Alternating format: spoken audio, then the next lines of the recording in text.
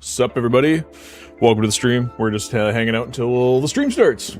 But, see that someone said we have 1 year left of blueprinting to do? Good joke. Good joke. We got lots of years of blueprinting to do still.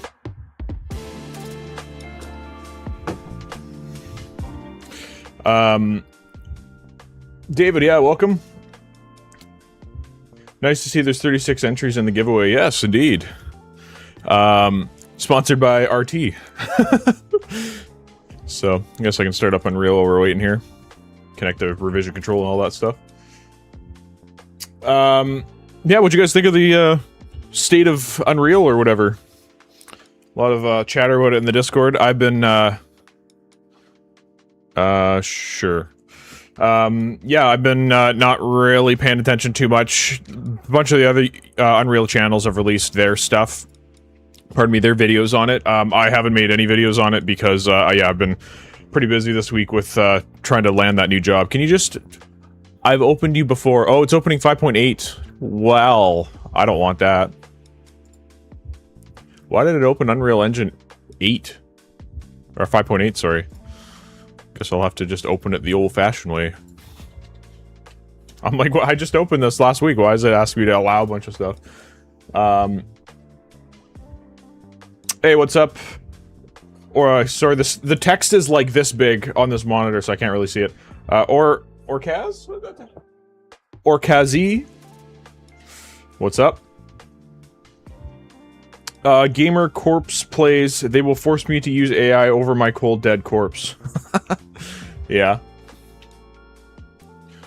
No thanks.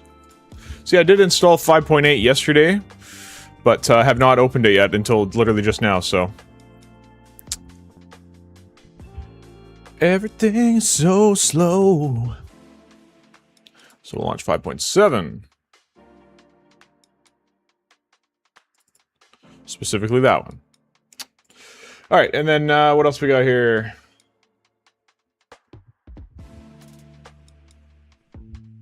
Real time called someone handsome? Who's handsome? And what up, RT? I didn't know why I can't seem to add anyone on mobile. Yeah, you know what's really annoying with Discord for me is I can't talk to text in Discord. It just will not allow it. It's super frustrating. I have to do some jank weirdness for it to, like, work, but it's just, like, such a hassle. But, yeah. Yeah, I see some familiar faces. Obviously, we got David and we got Real Time. Didn't forget about you this time, Real Time.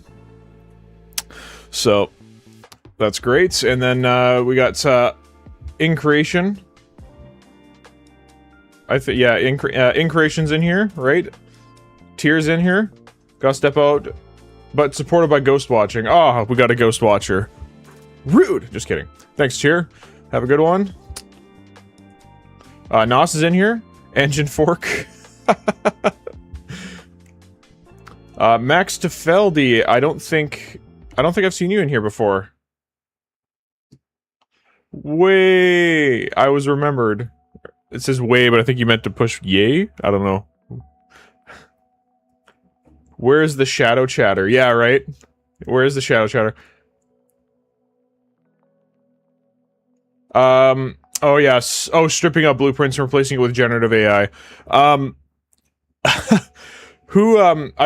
watched a couple videos from some other content creators on UE. I can't remember who said it, but someone said Epic's basically handing out shovels in a gold rush that they created in terms of the AI thing. It's like, yeah, right? Okay, let's connect to revision controllers. I'm sure there's some changes.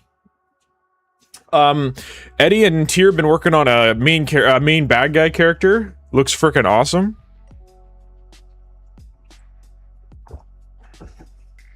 Yeah, Verse, which, you know, we'll see how it goes.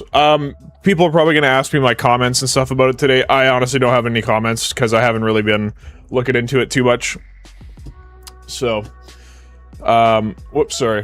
One sec here. Get rid of that. Get rid of that. Alright, so, yeah, I don't have any thoughts on it myself. I mean, you know, deprecating blueprints and actors, I mean, it's still worth learning blueprints because you're learning kind of the, you know, the programming patterns and stuff behind it, right? So, you know, I don't think transitioning to verse is going to be much different personally, but obviously time will tell. We'll see. Okay, I'm connected to revision control. Hopefully we can find some key stuff.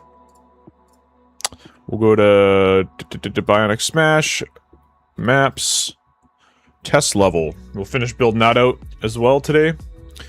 David, did you finish up the, sorry, let me turn this off because we're done with that. David, did you finish or refine the climbing thing? I can't remember if that's what we left off with. Oh yeah, we still clipped through the map, but, that's fine. That's a work in progress. Don't want to spend another stream on it today, but, anyway, so yeah, climbables are almost there. We almost got to create... This has collision, right? Never mind. If I get too deep in the rabbit hole, I'll for sure spend too much time on it. Hey, Ed's in the stream. Nice. And, oh, YouTube forgot me. I've used the AI, but it's honestly not the greatest, to be honest. I can code it manually faster than AI. Yeah, you know, I was in the same boat in a sense.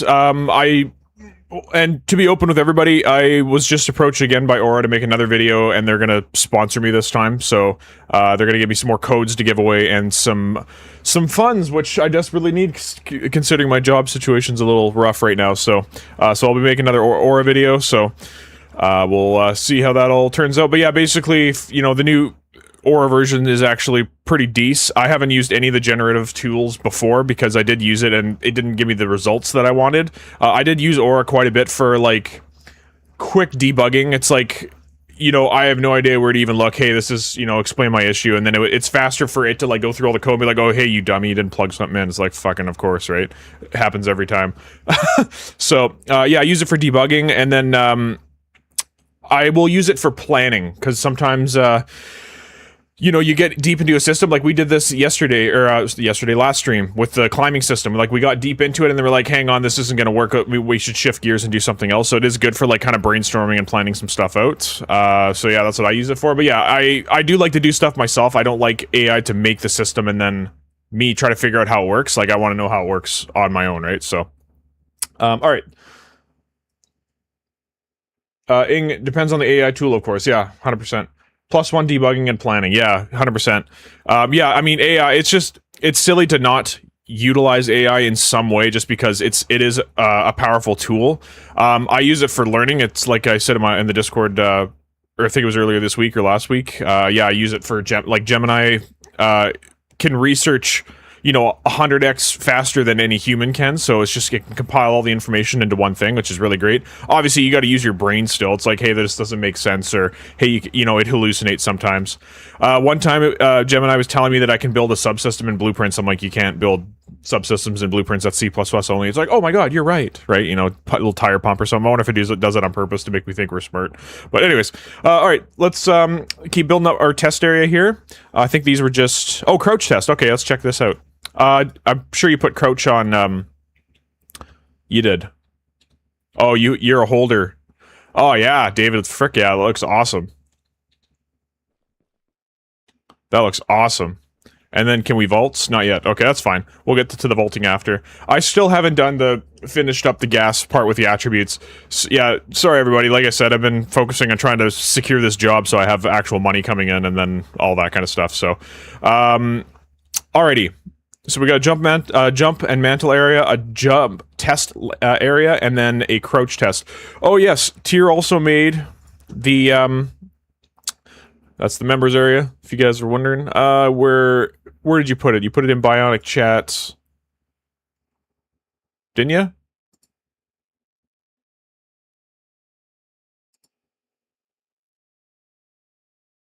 Jump to present. Where did you put the GDD? Oh, he said he wasn't gonna be here. Oh, here it is. So yeah, he made a GDD. It's in his library at the bottom. So now everybody who's working on it can just, you know, see what we're doing here. So we got, get out of here. Cover page, mechanics and systems.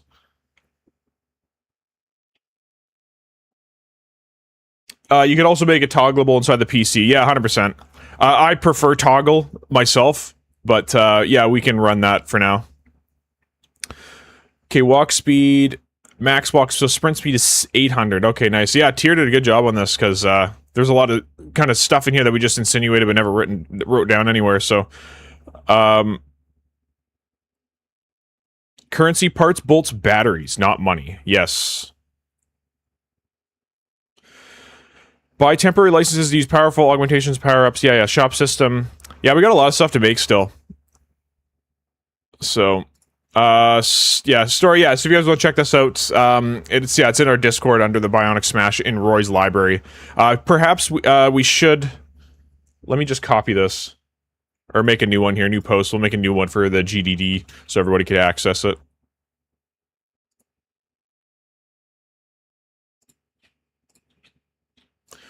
Sweet. Alright, cool, that's enough of that. So, let's get into the game here. So yeah, today I think we'll just section off some areas for AI testing, I think. And then we gotta get some... what's it called? Some game mode stuff going here. Is what we need to do, for sure. So, I'm gonna skinny this up. If it'll let me. Oh, I see, it's on 100. Oh yeah, we control it from here. It's 4,900? Okay, never mind, 4,000? That down here. And then we'll add another... Or we'll extend this out, maybe. Excuse me. Okay, on the X, make that 7,500, I guess.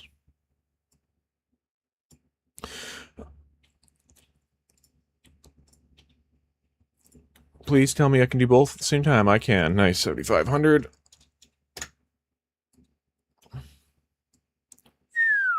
Something like that, and then duplicate that, put it right there. Very nice. Okay, so that'll be our AI kind of test area, or our game mode test area, we'll say. Okay. How do I join the project? So if you want to join the project, you can work on stuff independently if you want. Like if you wanted to create a character or something like that. Maybe like another asset for this, like if you wanted to model something or do some animations for something or whatever the case is, you can do that on your own. But if you want access to the project, we did make that a member-only thing in terms of the what do you call them? Sovereign members get access to directly to the project files, and we can all work on it together that way. But if you, like I said, if you wanted to make some stuff independently, that's totally cool. All right. At Zion Art, we'll soon get kiddo.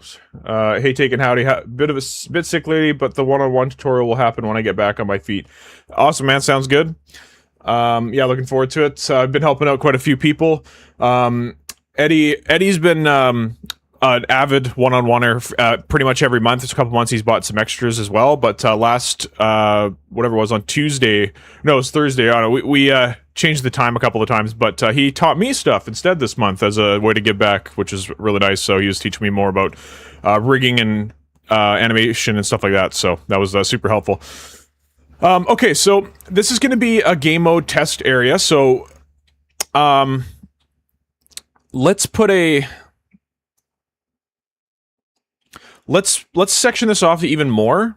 So I'm actually going to put a new box out. You know what, also, I'm going to put the YouTube chat window or whatever it is over here so I can effing see it. I mean, I like looking at you guys when I'm talking to you, but I cannot frickin' read that. It's just so small. Woo! Alright, so sweet. Sweet. And then the Twitch one. I get like 1 or 2 comments on Twitch, a stream that I totally miss. Every single time. Okay, anyways, so we got oh, I can read that way better. Just looking up back at the comments that I all missed. Max Feld, guess the marketless plugin and mesh train are big arguments for 5.8. It would be nice to know if it introduced instability or other stuff, but for now I'm really happy with 5.8. Yeah, I haven't tested it out yet. I am actually curious about the mesh train editor as well. Verse and scene graph, yes. Oh yeah, hopefully it's gonna be similar-ish. what I want to know is, like, are the nodes going to be called kind of the same thing? If it is visual scripting, you know, is it going to, like, how similar is it going to be to blueprints? Because that's going to determine how fast I can pick it up specifically, but I mean, even anybody else, right? What else we got here? It depends on the task. Yeah, depends. Sorry, Increation says for AI, it depends on the task. For me, or Kazu, some of the AI gets done faster and correctly, and some it does not. Yeah, with it creating systems, I found that it didn't ever read things that you've already made, which, I mean, to be honest, I think is a failsafe. But yeah, because I would say, hey, can you quickly create XYZ, and then it would create like a second copy of something I've already created. And it's like that's dumb, right? Anyway, sorry, what was I doing? I was segregating this out here. Geometry box. Yep, we'll do this. Except oh, sorry, you know what? I lied. We're not going to do that. I'm going to put in the level prototyping interactables door. What? It's not here. Did I put it in level design? Interactables door? There we go. Door frame class. This is the one, I think, right? So we will, well, I'll just make this door freaking huge, why not, right?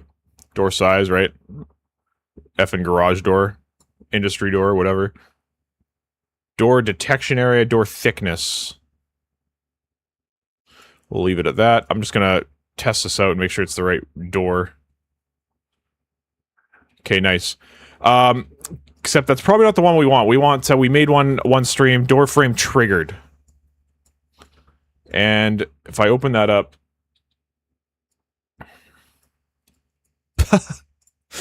I am your father, that's something Tyr put in there. But we're gonna delete that, because it's super loud. Anyways... what else we got? Construct. Is that all we have? What's in the parent class? Store position, open and close, timeline, sure, whatever. Close the door if no characters are in the box area. We did want to override that, actually. Didn't we? Activate door. Door activated, trigger door. We didn't finish this, really. So yeah, okay, here's what we're going to do today. So basically, we're going to separate this into, like, 2 different areas. We can add our nav mesh right now. I don't see it.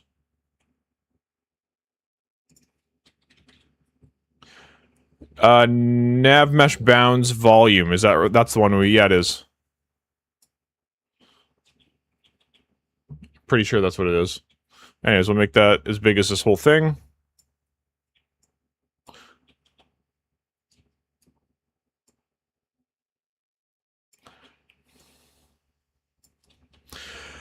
And yeah, because our game's going to be essentially the same overall, so we're just going to kind of create this testing area and then refine some stuff. So we'll do this. I do want it, like, a tiny bit bigger. There we go. Just to give the player some time to come in here and do some stuff, right? Okay, so, and then we gotta finish this door, because, first thing we want to do is we want to walk in, we want to kill some enemies, and then once the enemies are all dead, we're gonna open the door. And then we're gonna continue, we're gonna do another wave of enemies. Oops. Another wave of enemies, and then this door's gonna open, and then we're gonna have a boss fight in here. Okay? And then, when the boss fight's done, then we'll unlock something or whatever the case is. Obviously, we don't have a boss yet, I'm pretty sure.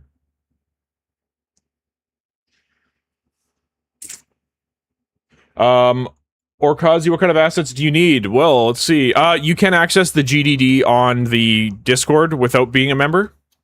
So, let's see here. And then, yeah, if you wanted to work on the project, you just come over to the Bionic Smash, what is it called? The, we've structured it as a forum post just so everyone can keep track of stuff. And then we got the Bionic to do here. So if you guys are, we keep updating this or whatever. So if anybody is wants to do something, they can ask to be assigned to something. We do need some Niagara effects and stuff.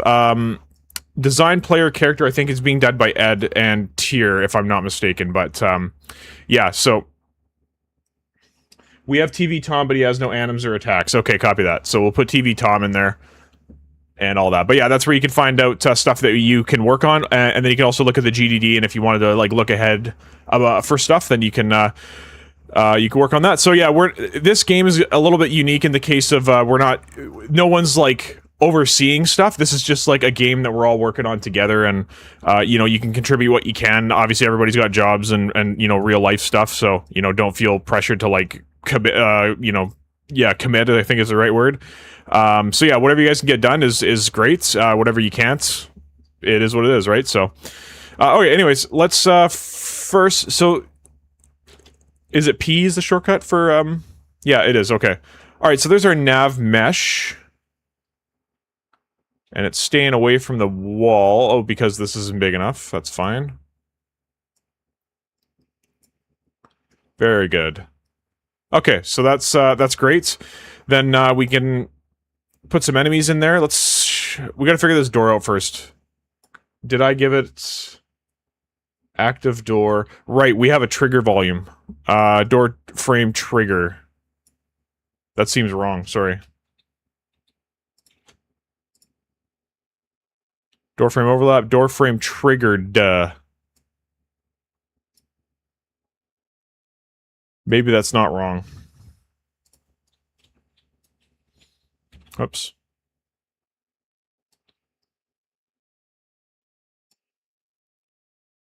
Little jank, but that's fine. Okay, so that'll be our first area, and then we gotta activate this door, I think with the game mode, obviously, because we're gonna make this multiplayer, right? So we gotta do that. Okay, so let's put one enemy or so in here. Content, Bionic Smash, core, characters, enemies. We'll do a bottling.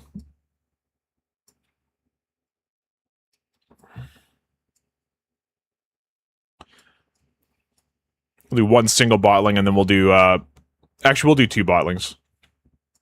Are they still beefy? Do we need to turn down their health?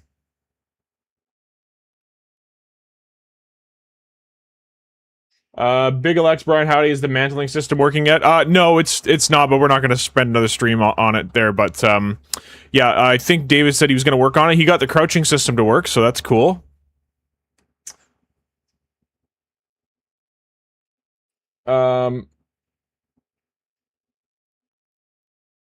Nice, yeah, Eddie's saying, that was me, I'm happy to help in something, we still have another round to go to finish the whole rigging. Yeah, for sure, we're gonna do weight painting, which confused the shit out of me, to be honest, so, yeah, they are beefy. Okay, let's turn them down, then.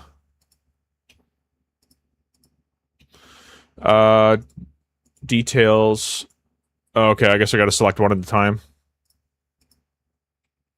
Health. Sorry, are we too weak, or are they too beefy? That's the real question. I think we're too weak.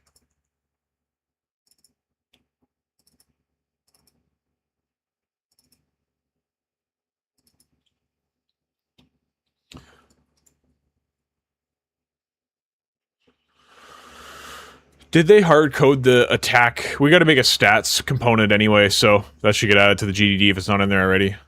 Damage and health.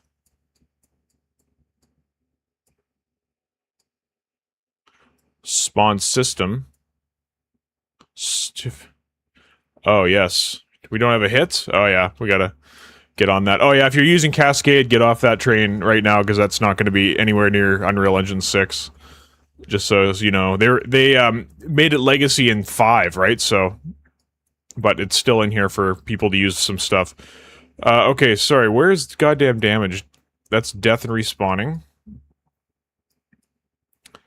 That's us taking damage. Where's us giving damage? Is there any events in here I can look at?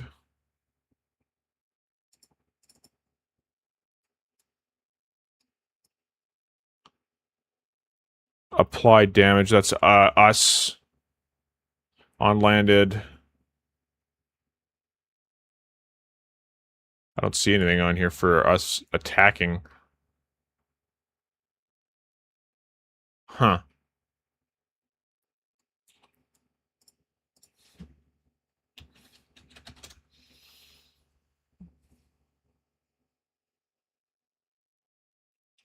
Attack trace.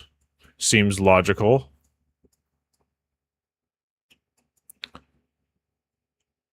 Melee damage. Okay. Jesus, we do 1, no wonder they're beefy. Let's make that like 20. 1, yikes. Let's just test this out and see what happens. We gotta load them in. Alright, now they're attacking us. Oh, that feels way better. There was a bit of hitching when the door opened and we were fighting them. But anyways, so access none. Oh, okay, we didn't assign a controller? Let's have a look here. Oh, is that because they died?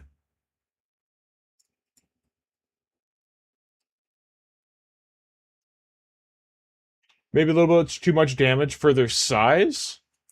Well, they are the botling. We could make a bot, like a straight bot, that is a bit beefier, maybe.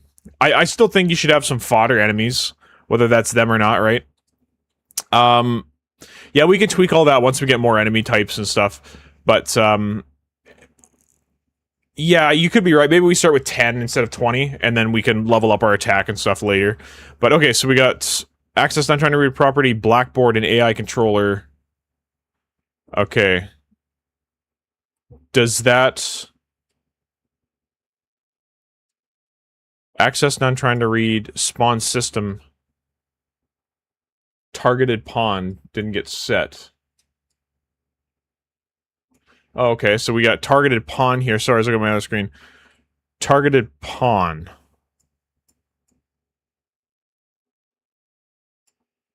Should it not be this? Yeah, this should be a set node.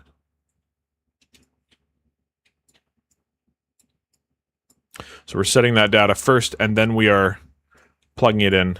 And then we can plug this in too. Alright, so that'll fix that one error. But the other one, yeah, I'm not sure what's going on here. I think it's possibly because they died, right? Multi-line trace does additional damage. It does it? Okay, let's have a look, because it shouldn't. It should just be tracing for objects on the one-line trace, right? Let's see here. Event graph. In our character here.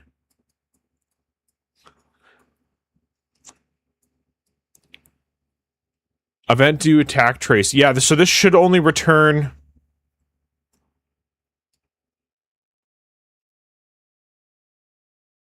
Unless every time we click it fires. Even if we're in the middle of, what's it called, an attack. Let's test that. That's actually interesting points you brought up there, David.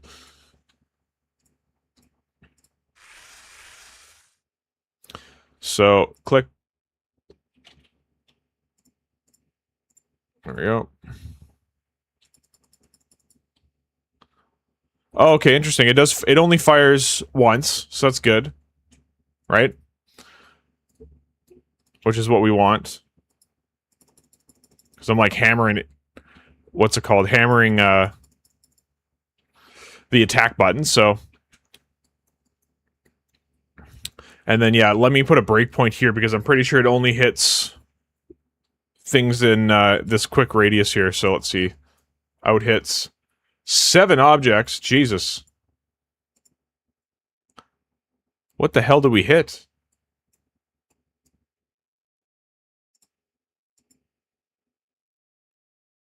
Where's the actor?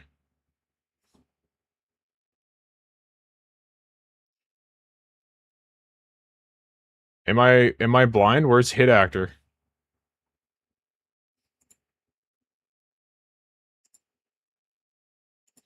So I think it's just hitting all the components of the thing here.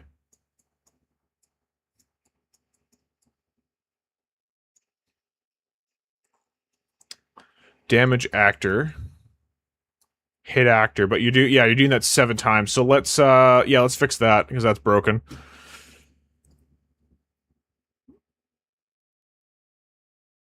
Just trying to think how to apply it to all the, because like if you do a sweeping attack, you should be able to hit.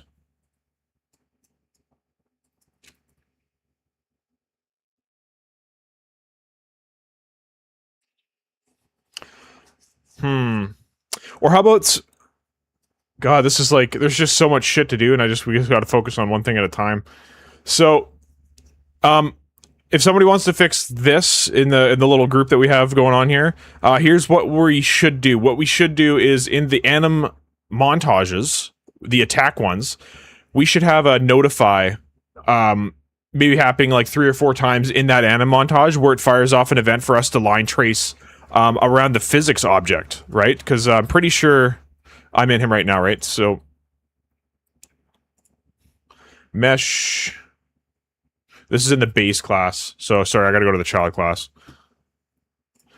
Mesh, do we have a physics? We don't. So, that's not too terribly hard to make, physics objects, for this guy. Can you just... I think you gotta go to the skeleton. So core, characters, hero. Where... Oh, sorry, core... Did I not move those over?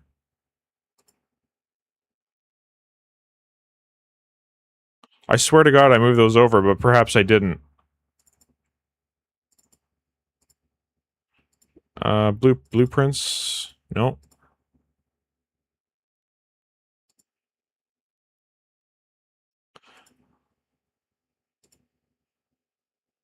Yeah, this. Where is this?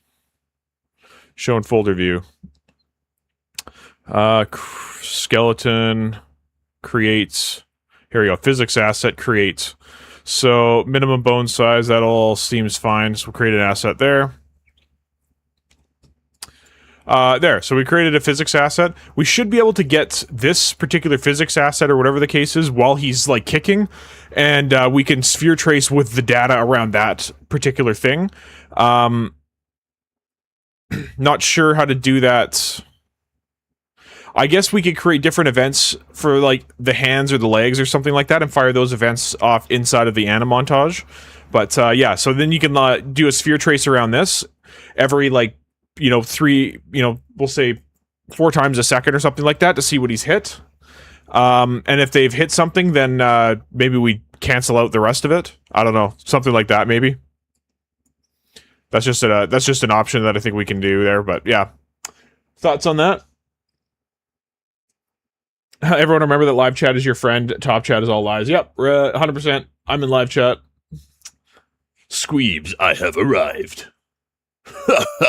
You're nothing without me. Just kidding. Sup, Squeeze? How's it going? What do we got here? David says the error happened because the player character spawned in front of their faces before they... Oh, okay, copy. We can do anim notify states in the anim montage. I like how... You know, David and I have the same brain, man. This is great. Oh, sorry. Back hurts. Yeah, David and I have the same brain. That's funny. That I didn't even read his comment. I'm like, you know what? We should use anim notifies. That's awesome. Okay, so let's work on this first. That's something that if you know David or whoever wants to work on, then that's super great. But that's how I think we should do it: is trace around the physics asset. Maybe sphere collision. Use anim notifies to set the collision on and off. Yeah. Well, we would need to set the collision on and off. And we don't necessarily need sphere collision. We can draw a sphere trace, right? So like as he's swinging, you know, whatever it is, if it's his hand punching or something like that in those anim montages, you'd put the anim notify on notify event or whatever, fire off this event to do a sphere trace around his fist, and then whoever that could be a multi sphere trace, right? Because sorry, hang on. If we do that in the anim montages, we could control if a specific attack is an AoE attack or not. If it's like a single person attack. If it's a single person, obviously it'd just be like a sphere trace, a single one. If it's a sweeping attack, then you'd want to do a multi-line trace. Or sphere trace or whatever the case is, right? So yeah, we'll leave it at that for now. We can maybe put that in the GDD or something like that somewhere. But anyways, okay, let's get this working. We just want to get our basic game mode working. So, where's our player start? Let's move that over here.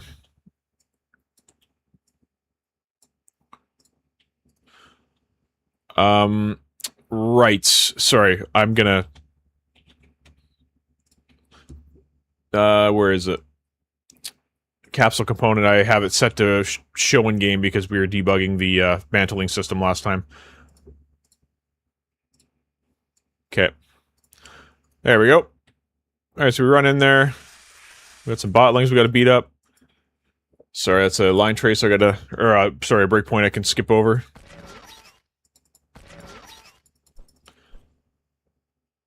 So I got batteries, nice. Okay, so they're all dead. When they die, we should hide their UI, but we can worry about that later. We'll do just the game mode for now. Okay, so they both died, so now we want to have the door open when both of them die. So we got to structure that in our game mode, because again, we're going to be multiplayer, but I mean, again, if you're doing single player, I would do this in the game mode anyway. Okay, so we'll go to Bionic Smash Core. We have a game mode right here. Okay, and... Okay, we have a... Okay, I see. We started enemies to spawn. Did we start this and not finish it? Or did David work on this? I can't remember. Sean C. Studio Games, welcome to the TG Realm, David says. We're gonna go up, we're gonna see Sean. Hello, not often I get to see a live stream of a Dame Gab bonus. It is unreal, yeah, right? This stream is unreal, buddy. Unreal.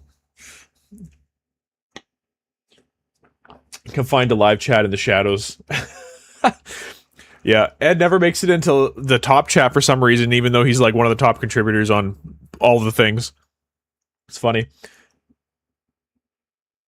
Use sphere collision on my enemies' hands, turn them in as set points in the montage. Yeah, exactly. I think that's gonna work really good. So, but yeah, we'll if someone's able to keep notes for me, that would be great. You know, David, I'm sure, or even real time if you're interested, keep some notes and then we'll consolidate and put them in the GDD after the stream here.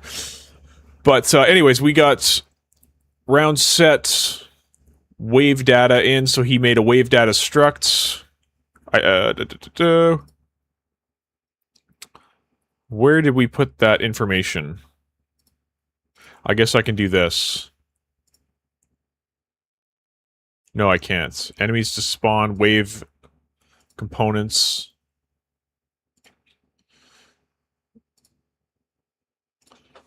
Yes. S wave data. Where are you? Oh, enemy data. Copy. Okay. I don't think that should be in there, personally. I think that should be... yeah, that's fine. Let's just see what's in here. So we got wave number, round number, enemies to spawn. Okay. What else do we need in there? We need, number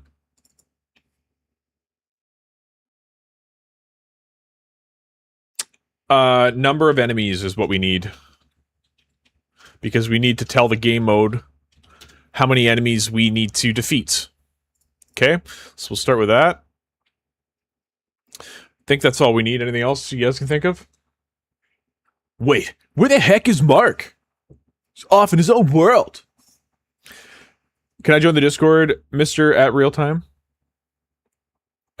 Is it safe for creatures from the shadows of Chat Realm? I can find a live channel.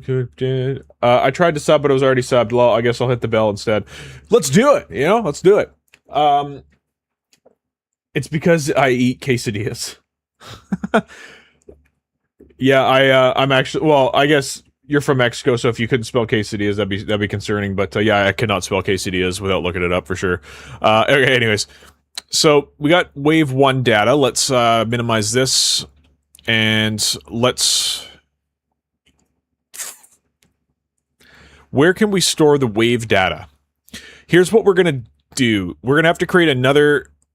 okay, well, actually, first of all... Sorry, brain working fast. So, we're going to create a trigger class. Because we're going to be creating a lot of triggers in this game.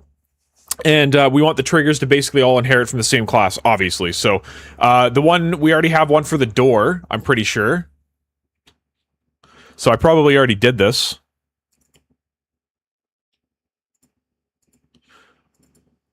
Object pool. Where the hell is my doors, man? Search Bionic Smash. Door. Okay, search content. Door. Wave trigger. We already have a wave trigger. So we did this a couple streams ago, obviously, and then I was jumping around with ADHD brain, etc. So wave trigger. Okay, here we go. So wave trigger, yeah. So when we cross this, our trigger's going to start, or our wave's going to start. Perhaps we should do this. Let's open this up. What does this do?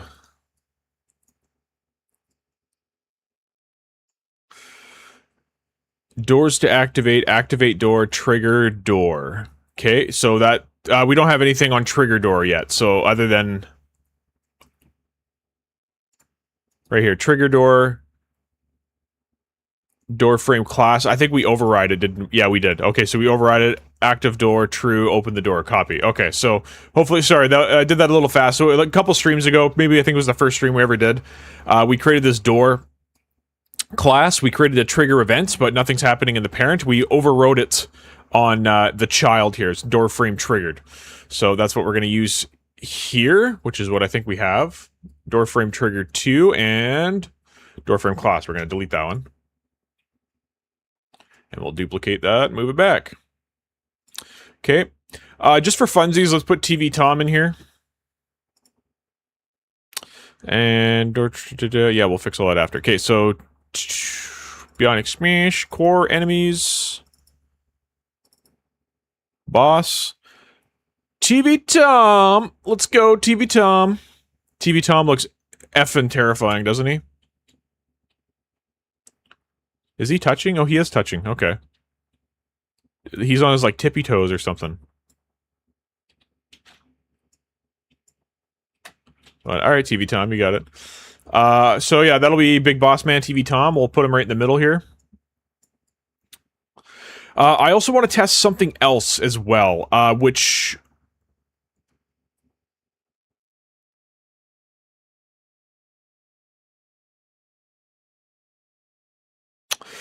I want enemies to come out of another little room after you've completed a wave. So, yes. We might have to... Yeah, let's just get this basic one working here first, then we can modify it a little bit. But anyways, so we got that opened up, the wave trigger. We're gonna... When we overlap it, we're gonna start the wave. However, what we're gonna do first...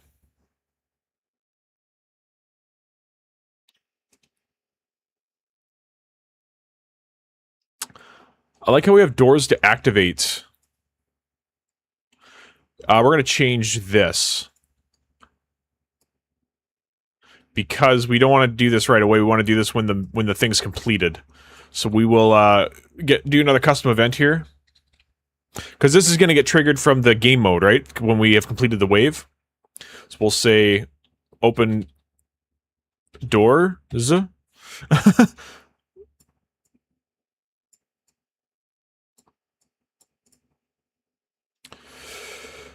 Alrighty, so there's that. So doors to activate, that'll be all the doors that it'll open. We should have another one here of S underscore wave data. I guess we don't need the S in there because it's just the name. There we go. But this will be S wave data. Good God, how dare you defy me. There it is. Okay, so we'll make that instance editable, obviously. Or, I'm sorry. Yeah, sorry, we'll make that instance editable so we can edit the wave data. Enemies to spawn. One thing we didn't do inside of this is make those soft references.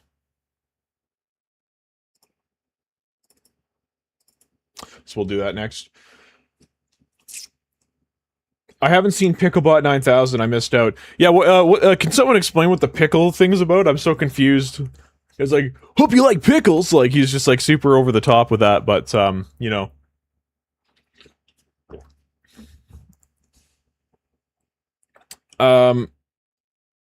No events underscore. Are you talking to me? Yeah, pretty much. Well, Yeah, I started putting E in front of all my things because it was easier to search for the events, but I kind of stopped that too. But yeah, you're right, sure, why not? E.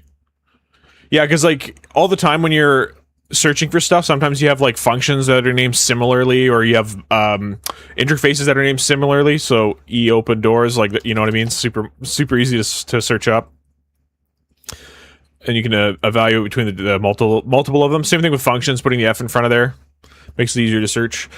Anyways, so E open doors. That I don't think needs to be replicated because we're going to replicate it from the game mode. So, anyways, actor begin overlap. We are going to get our wave data. We're going to get enemies. Sorry, we're going to get number of enemies. Is that not what I called it? Number of enemies, yeah. Is that a forbidden character? I can't even remember. Number of enemies.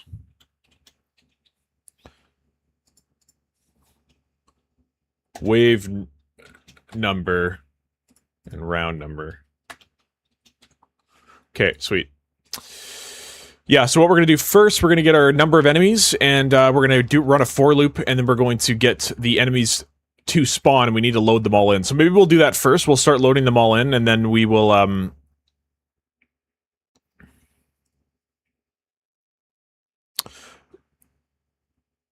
I wonder if they should come from something so they can load in, and then once they're ready, then they can kind of float down. But, you know, again, we'll maybe do that later.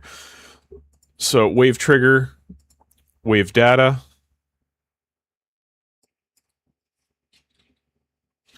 Why can't I access this effing stuff?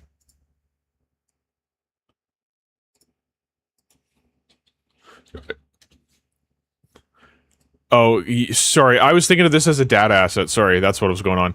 Okay, number of enemies, for loop.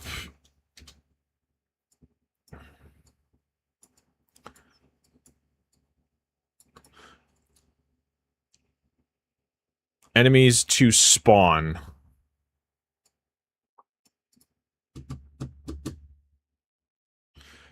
So are we going to randomize the enemies coming in, or are we just going to... yeah, because this can get super complicated. We should almost have a separate blueprint that just does spawning of things. Or like, let's think about that for a minute. Sorry. Split it. Thanks, David. Yeah. See, anytime I get confused... I should just look at my chat, because David's usually got the answer. Oh, I get the custom... nomenclature... I can't say that word. For naming events. So much drop-down browsing. I hope you find the right call, then figuring out that I'm in the child blueprint and I can't do the call from there. Yeah, pretty much. Yeah, you gotta really look at it, because it's like, is this the function or the blueprint interface? I don't know. We can spawn enemies depending on the player's stats. Yeah.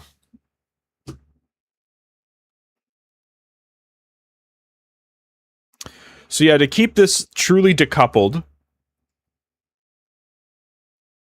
Yeah, sorry, I forgot. This should be a... oh, it's a enemy data type. Oh, everything in there is soft anyway. Because we have to... pretty sure we have to load that in. So anyways, yeah, what we need to do now is we need to spawn stuff in, but again, I'm just thinking ahead. Should we create a separate blueprint that handles all the spawning logic and it just plugs in the wave data? Like a spawn manager is kind of what I'm thinking, right?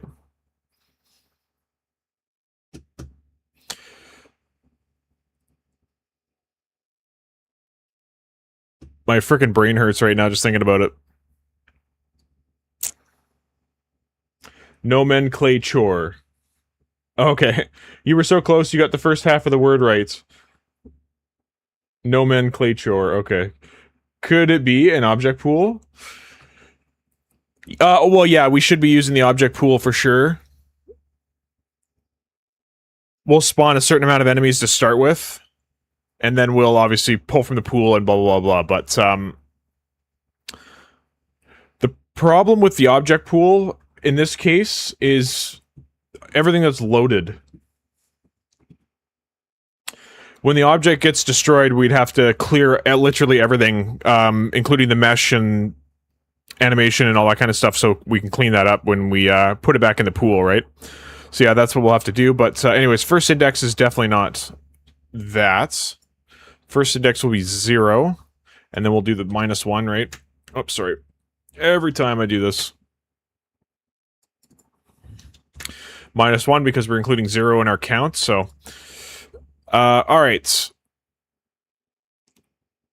Yeah, I'm still conflicted whether we should just put it into like maybe a component or have a spawn manager.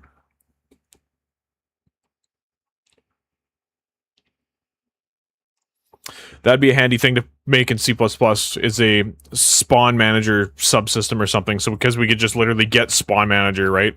Or, you know, if we have that made in C++, we can create a subsystem for it, but anyways, let's whoever's taking notes, let's write that down. Spawn subsystem, I think that'd be a good thing to make, but won't be doing that on stream because I need to think super hard on stuff in C++ still, so okay, so we'll just build it from here and then we'll move it over to that subsystem afterwards. So okay, loot body, we're gonna get our enemies to spawn.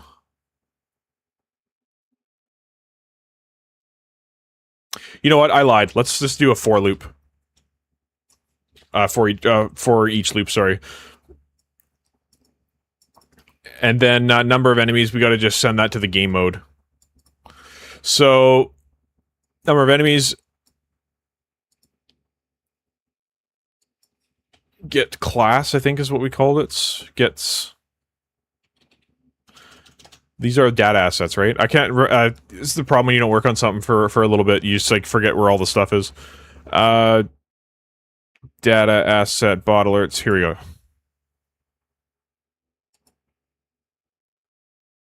We don't have the actual class of each character, so we'll need that. So we'll add that in here. Sorry, enemy class. And that'll be... BP... I'm sure we called it enemy base or something like that, right? Yeah, we'll do enemy base soft class reference. And then we'll go back to our data assets and we'll set these up. Whoops, I opened both of them. Rookie mistake. Bottling. I'm so dumb. Where are we? Enemy class. Bottling. And attack drone. Enemy class. Attack drone. Great, so now we can spawn those classes. We just gotta load them into memory, obviously. Shit, how's that gonna work? Can you do that off of for? I actually don't know that. Can you do a load async load something from like a late node on a for each loop? Can you do that? I'm interested to know. We'll find out, I guess. Okay, so then we'll get enemy class async load class asset, and then we will need to cast to the... So yeah, this is why it should be in a, what's it called? In a,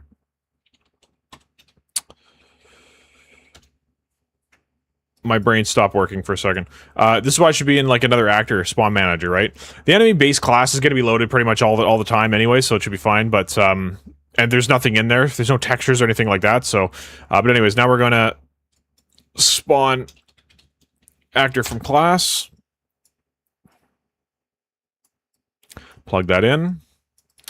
And what we should do, David, is we'll go because you did this. We'll go into enemies, enemy base. We're gonna make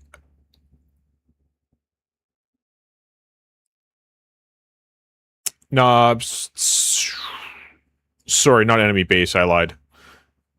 It's already been set. Never mind. Disregard. It's already been set. I was just thinking about exposing some stuff on spawn that we may want to set beforehand. Did Unreal freeze on me? Yeah, I did. Alright, sure. I got save on compile always on, so I'm not stressed about it. I like how it crashed, but it's still got the window open. That's so good. Good old Unreal, eh? Alright, so... TG, you spawn AI from class instead of spawn actor from class. Okay, copy that. I'll change that over. Gotta head to a car show. Join the Discord too. I hope to see you streaming again. Happy Juneteenth and Father's Day for all who partake. I do partake. My daughter was, she came home on Friday and, restore...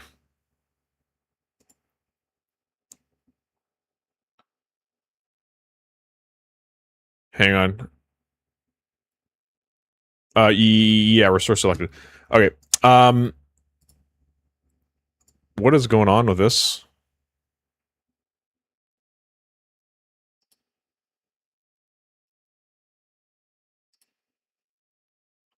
I'm super confused. What's happening here? Okay, let's get rid of those if I can. Apparently I can't. Oh, god damn it. I've never had it crash where windows were still open before.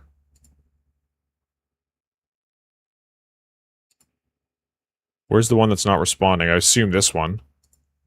Yeah, get rid of that. Alright, cool. So, yeah, anyways, my daughter came home from school and she had a, I guess they made something in kindergarten for Dad for Father's Day and stuff, and then she wanted me to open it right away. I was like, no, give it to me on Sunday, and she's like, no, you must open this now. I was like, no, I'm not opening this now, I'm opening it on Sunday. She's so excited to give it to me, she wants me to just open it now. It's cute, but anyways, what were we in? Oh yeah, here we go.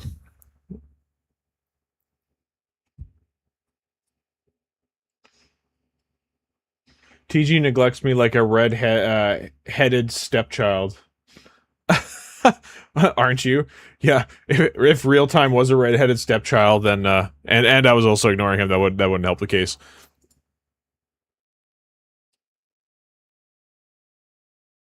Real time said, "Is King not here? I can't make Boss Poo references if he isn't."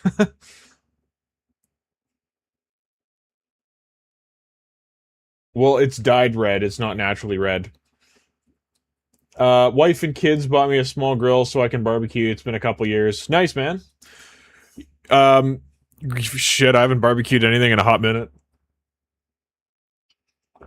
You know, I did like barbecuing, but to be honest, it's, yeah, it's kind of lost its charm for me in a way, so. Alright, so we didn't quite get far, so we gotta break this. I'm just gonna split this to keep it neat. For each. And then we're gonna get enemy class. And we gotta load it, like I said, so async load it, so we load it in the background of our main game thread. And on, we'll cast to BP enemy base. Make sure it's out of completed. And then we will, as David said, spawn AI from class. Okay, behavior tree is botling. And sure, location, rotation.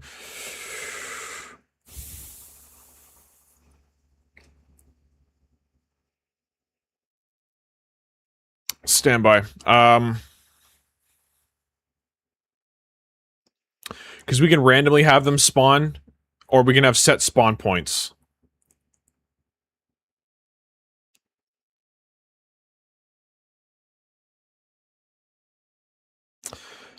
Good God, how do we do this now?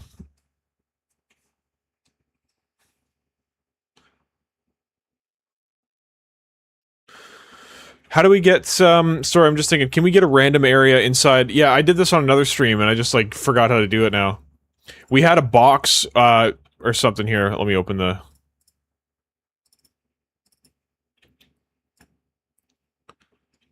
Shit, we lost... Yeah, we lost... Fuck, I knew we were gonna lose that. Because, it doesn't save level changes, just blueprint ones. That's super lame, whatever, we'll just do it over here. Just duplicate this wall and shrink it up. To, what do we have, 4,000 or something like that?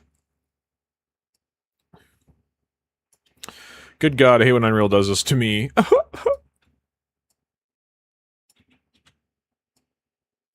Okay, so Yeah, it's just a small corridor now. Content.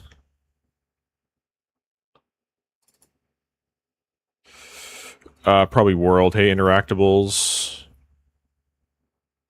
Combat checkpoint volume. Nice. Activation volume.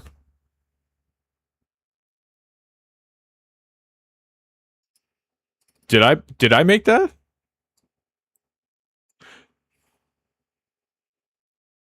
Oh, okay. Interesting. Okay, well that's good to know. But yeah, for this, yeah, well, here's what I'm thinking. Maybe we because in a previous stream we did a spawning system and we had I think an area, and then we just got a random area within that that space and then spawn the actor there. Can't remember how I did that though. Excuse me. Anyways, I would use my grill year round if I weren't lazy. Yeah. Get the behavior tree from the data asset. Of course, David. Of course. This can't be a function because we have the async node there. So we'll get behavior tree. There we go. Now we gotta load that too, hey?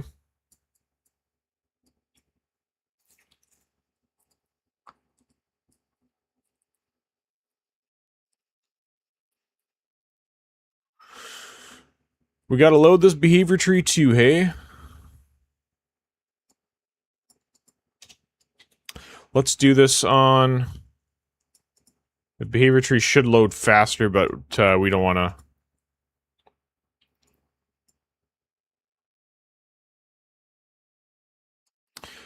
God, this is gonna get messy. What else do we have to load from this thing? Probably friggin' everything, right?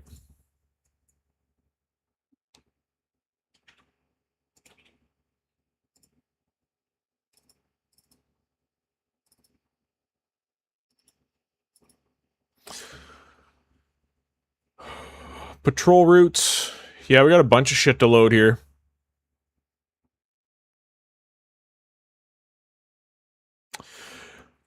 But, I don't necessarily think we need that, because if we're loading the actual class, the class will have all the data in there, then it'll load it automatically, right?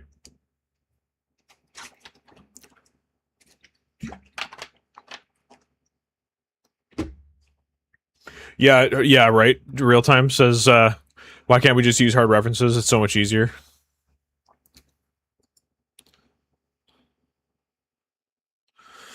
Yes, and my brain is operating at like 40% today, so it's not a great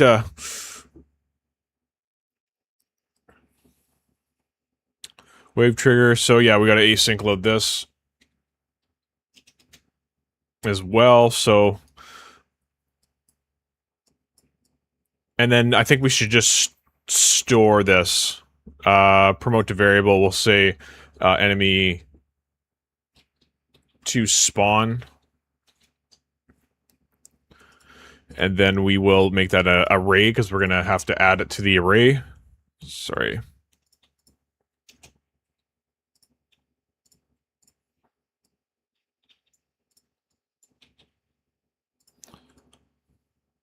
And then, shit, actually, maybe it should be a map. But again, do we need the behavior tree as well? Because this should be set inside the class anyway. You know what I mean? So...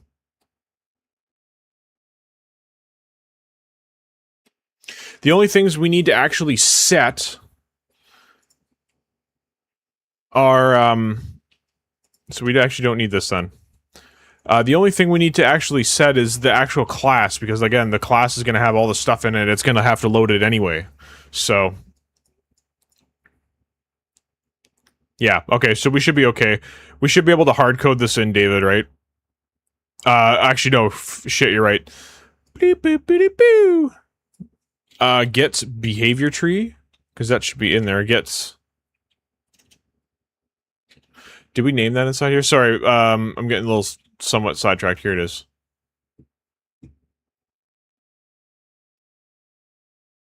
Components.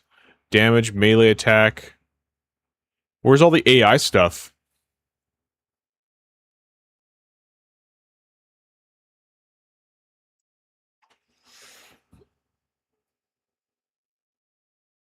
Yeah, that's yeah, real time. I agree with that. Maybe we can switch to spawn actor from class. Okay, fair enough. Fair enough. Where were we again? We were in the trigger.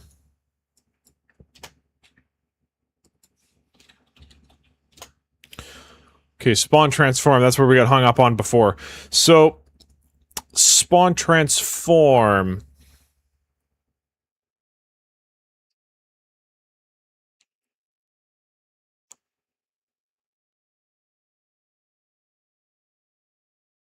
You know what we're gonna do is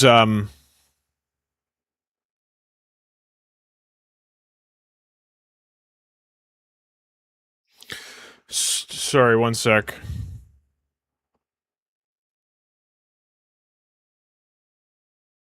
I wonder if we should make like a grandfather class called activatable, and then have anything that can be activated inherit from that, so that we could just basically have a class that's like BP activatable, and it can be anything in the game that we can activate. That would probably be a better move than this. Because I was just also thinking about the spawn zone.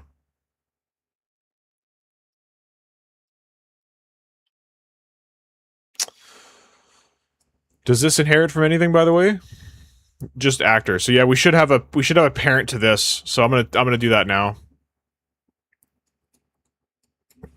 Let's make a transform to get make a transform just to get rid of that error.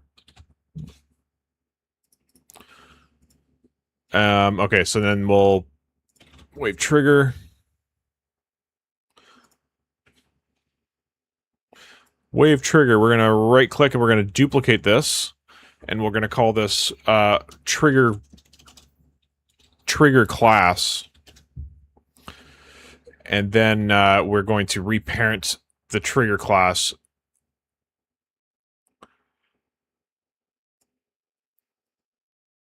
Active begin overlap.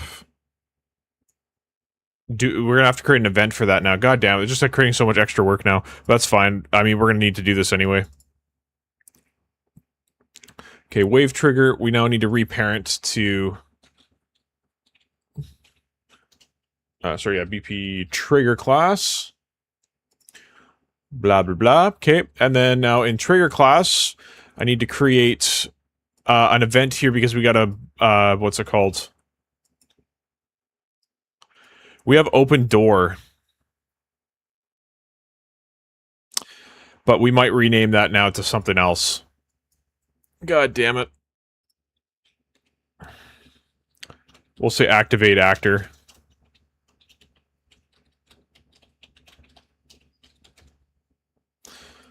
Okay, which...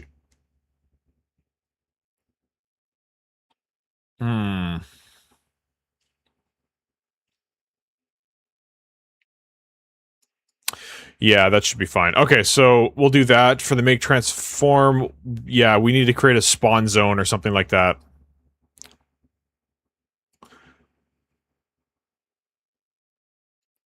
I'm not gonna lie, my brain freaking hurts right now. Just like trying to it's trying to think ahead and of how things are all gonna come together, and it's just like running into some, it's gonna crash here pretty soon. But anyways, use a box to set up an area and spawn within the bounds. Yeah, that's what I was thinking. But should that be its own blueprint? Possibly. And then we have wave trigger. So wave trigger could have a, we have the trigger size already.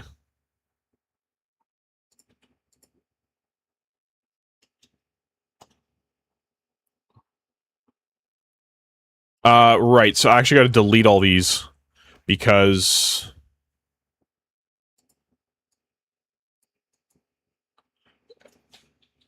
get doors to activates. Yeah, because since we reparented this, these will all be, these are duplicate variables. And then open doors, we don't want that. Trigger class, we don't want this either. We just want to create the event activate actor. And then this is going to be now, so I'm just going to cut this. Then I'm going to go back here. I'm going to delete this because those are all not what we want. And then we will events activate actor. So we're overriding that event, right? Because it's going to be different in every actor that we have that inherits from this class. There we go. So that will be fine. Then we got trigger size, which is in the construction scripts. And I'll put that back in here. Box 0, we'll get rid of that, and we'll delete that, and then we'll put this box here. Okay, so we're just getting all this fixed up here. Wave data, we'll delete that as well. Actually, where is that being used? In the event graph rates here. Sorry, let me undo that, because I don't think we would want that in the trigger class. So we'll delete that. Event begin overlap.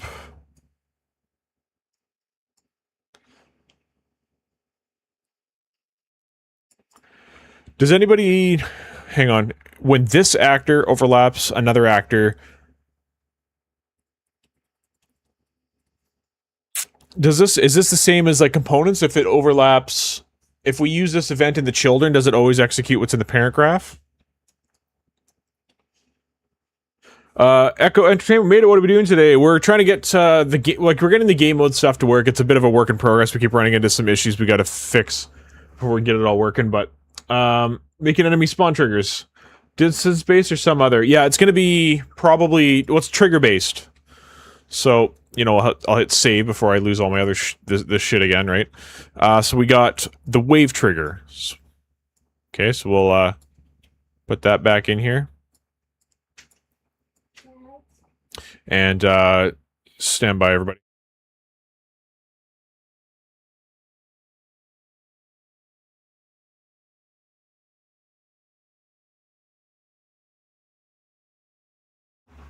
Alright, so we got the wave trigger here. We'll walk through that. Maybe we'll put it, like I said, a little bit further back. Then we'll put, again, I gotta put a, whatever it's called in here, nav bounds. Because it deleted mine before. Nav mesh bounds. Something like that. Whoops. So we can have our AI walk around, if you guys didn't know that. Alright, so I'll hit P and that'll show us our nav mesh. Perfect, so we'll make it a little bit wider. It's great. Alright, so that's where our AI can walk around, so now we'll just add a couple of doors in there. It'll be the door frame triggered. Oh, look at that, it's like almost perfect size already.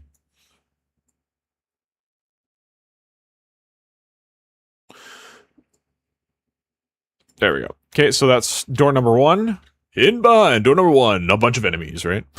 And then we'll do door number 2, and then we'll do TV Tom.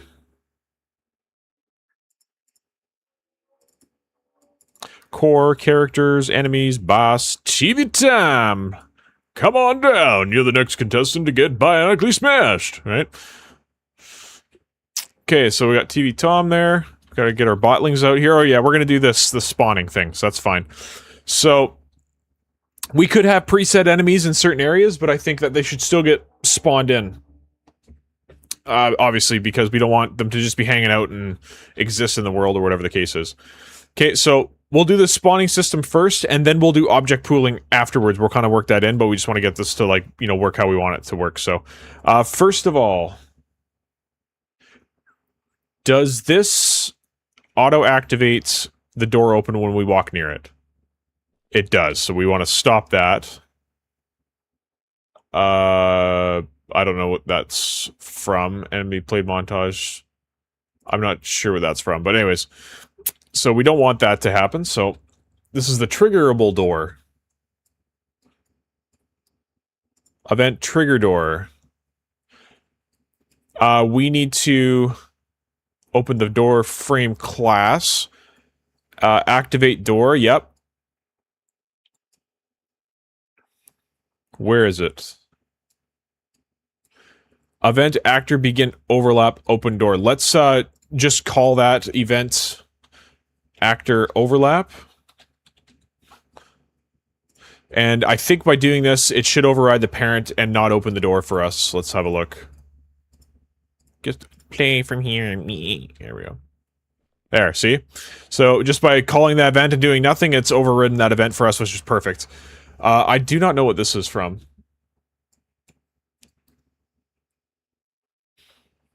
That must be to do with TV Tom. So what is it saying? It's saying, bot data, enemy base, the get node for here, bot data. Okay, event on possess, copy. Okay, so we'll click on TV Tom and fix that up.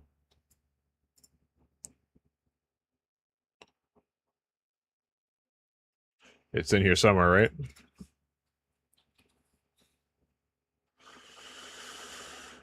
Mesh, health bar, attack. Huh.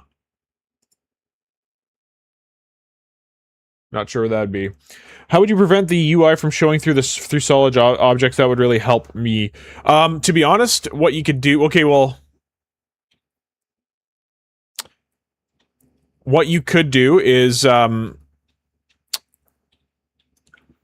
think that would be that... Well, TV Tom wouldn't be loaded in anyway, right? We would load him in, like, he's just there for, you know, whatever purposes. But what you could do is you could do a line trace, and if it hits anything visible, then it hides the UI, is what I would do. And maybe put that on a timer every, like, second or something like that, or 2 seconds, or whatever the case is. Yeah, that's what I do. Just draw a line from the actor, do a line trace, you know, get the player character, or get whatever the case is, and then draw a line trace between the two objects, and then on the visibility channel, if it hits anything, then it's going to hide. Just tell it to hide the UI. That's what I would do. Okay, so working on spawning. Okay, so we hit this trigger zone. Now we need somewhere to spawn our actors. So let's create another trigger child class. Let's go to... I like this is how this is in door. We should move these to something a bit more appropriately named. World interactables material. Yeah, let's create a new folder here and call it placeables, I guess.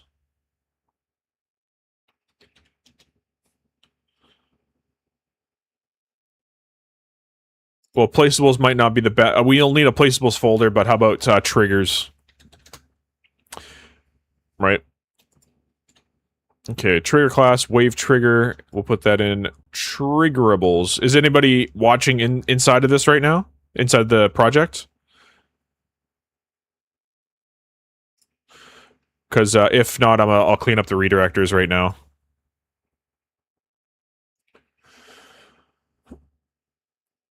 Trigger, yeah, real time. I'm already listening to you, even not reading your comment, right? You need to open the TV Tom Blueprint TG. Oh, yeah, of course. Do we have a data asset for TV Tom? Probably not, but that's fine. We're not at TV Tom yet. Save before you move stuff. Yeah, let's save. But yeah, here, I'll clean up the redirectors now. Sweet. All right, back into worlds. Triggers, trigger class, we'll create another child, and we'll call this BP spawn area. Okay, let's open that up.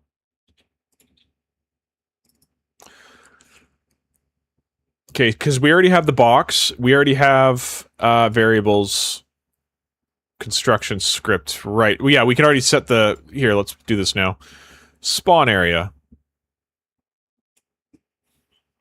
Wish we could set the default, but that's fine. So yeah, we'll do like a 500 by 500 or whatever. Actually, sure, I guess we should do 400 and 400 to keep it inside this is the nav area. Something like this here. All right, perfect.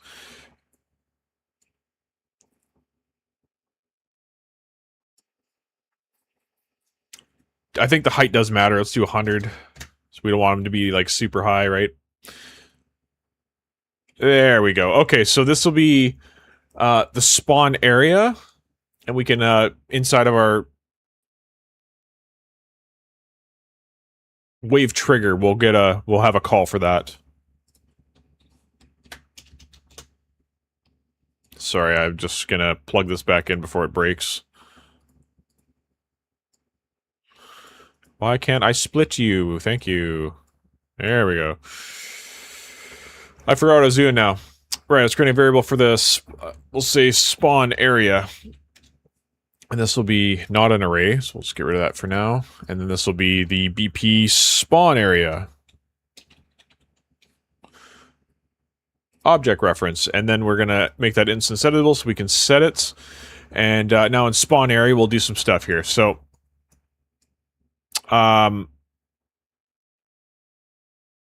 let's create a function called get spawnable area, I guess. And then we're going to get our box.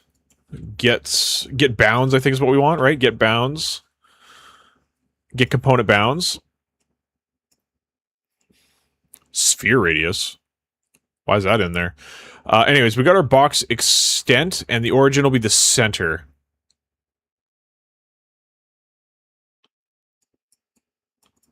Then I believe I can't. You know what? I might have saved it in my notebook. Who knows? See how good I am at all this stuff here. Just gotta find the notebook on there. There it is.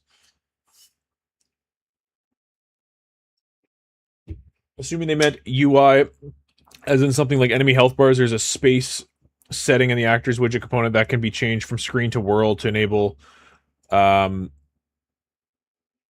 occlusion.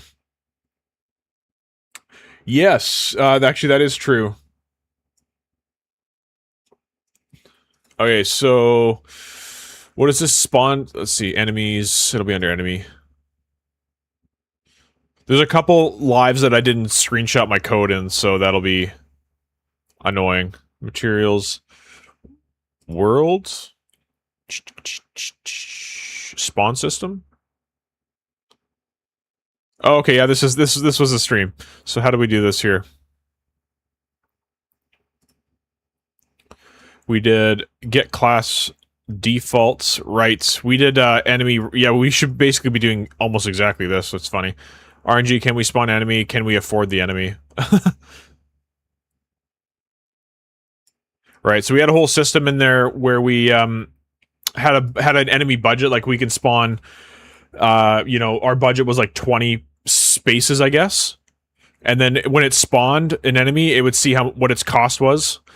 How much does this enemy cost to spawn? And the spawn has nothing to do with the player. It's just like, you know, randomizing it in a sense. So it's like, okay, this enemy's worth 5 points because it's a harder enemy. So it'll subtract 5 from the budget. And then it'll keep spawning enemies until the budget's 0. Is how we did it. Which is pretty cool, to be honest. So enemy trigger finds all spawn pads and divides the enemy's local budget by the number of pads.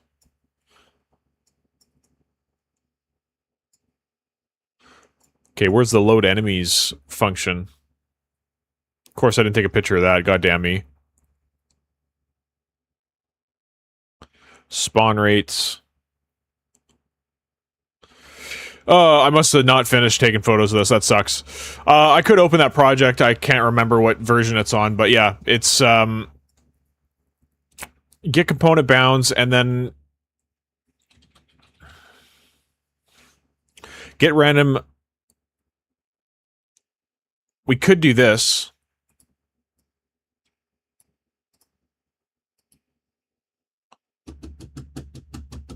But there's no nav data.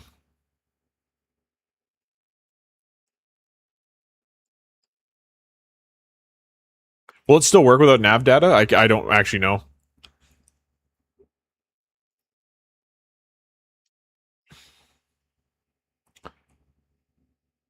No, I use event underscore for events. Variables, yes. Functions, no. Oh, that's good. You scared me. No E or no F spaces in variable names, such bad practices. Yes, if you guys, the last video I actually made, I didn't make a video this week, but yeah, the last video I made was about file organization, we'll call it, inside your project, so check that out. And then I do link in the description below there the kind of like the best practices that you should follow there on what's his name's GitHub, Alan. Oh, I can't remember his name. Michael Allen or something like that.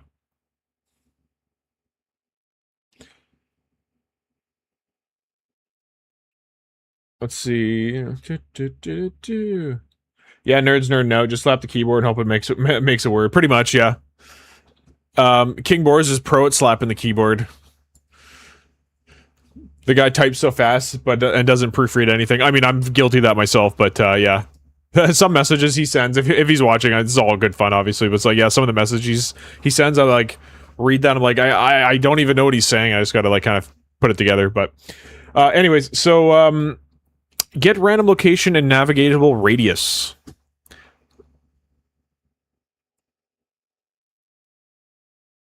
Generates a random location in a navigatable space.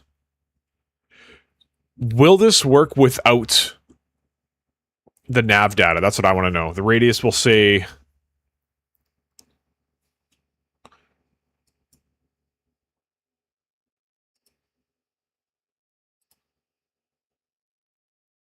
Huh. We'll see if it works anyway. So we'll make this like... 300, I guess. And then we got to return this. Whoops. Not that. There we go. Return random location. Right. Okay, let's save. And then that should be it. And then we will get, go back to the trigger class. And for spawn transform, we do need to make one, but we need to add that function in here. Sorry. Wave trigger is what we want.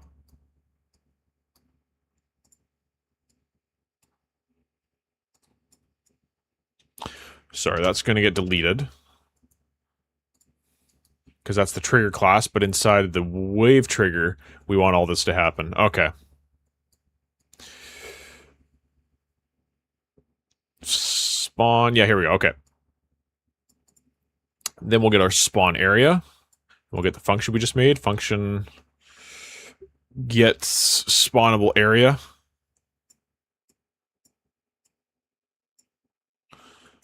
And then we'll plug this into here. Perfect. Okay. Some of these are going to break, aren't they? The scale, because some of them we like made super small.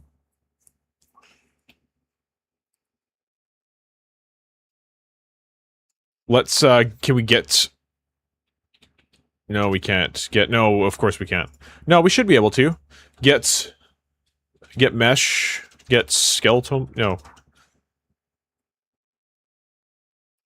Enemy base class. What do we call this? That's character base.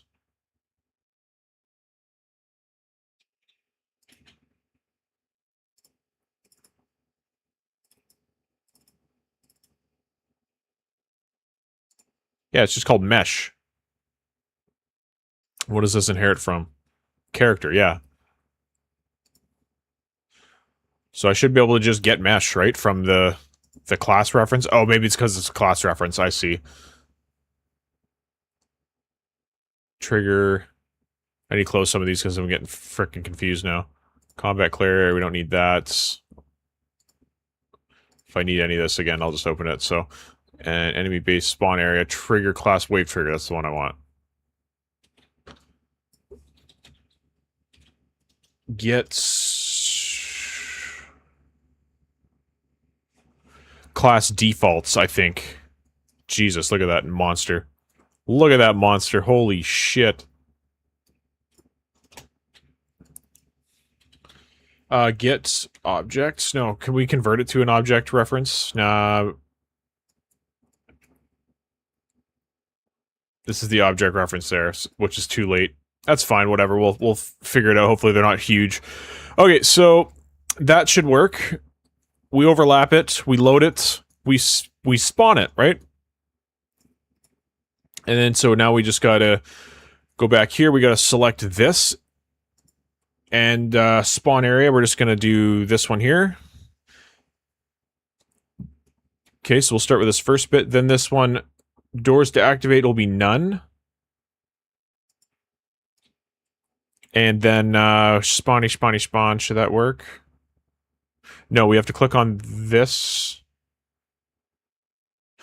No, sorry, we have to go down to... We have to set the enemies to spawn, that's what it is.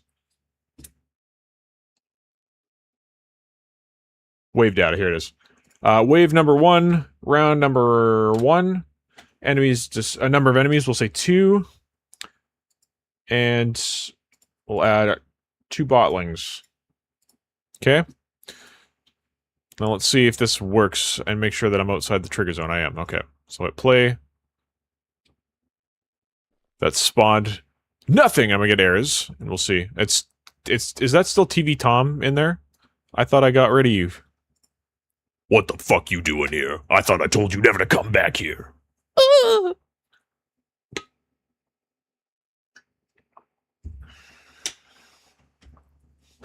Yeah, RT's in the TG brain today. It's good. It's good. David's been in TG brain for so long, it's now been dethroned by RT. If you get the class defaults, you can go over to the details panel and check the ones you need, if I'm not mistaken. Oh my god, you're so right. 100%. This is really useful if you guys didn't know you can do this, like, get class defaults, right? So, you know, this is all stuff we set in the class. You can. Holy shit. Look at you. Orikaze. Killing it, right? So, loot drop, yeah, so you can get a class reference, which is significantly lighter, right, than the actual, like, individual classes, children classes, right? So you can get whatever defaults by just casting to the, enemy base class, and then getting class defaults, and then you can get all of these, right? Okay, so we'll hit compile. It didn't work, so why didn't it work? Let's,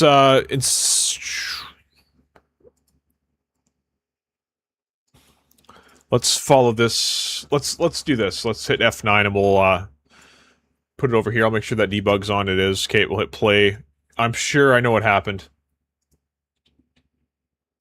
Okay, did hit it, so that's good. What do we got here? Class. Enemy class. Did we not set that in here? We should have.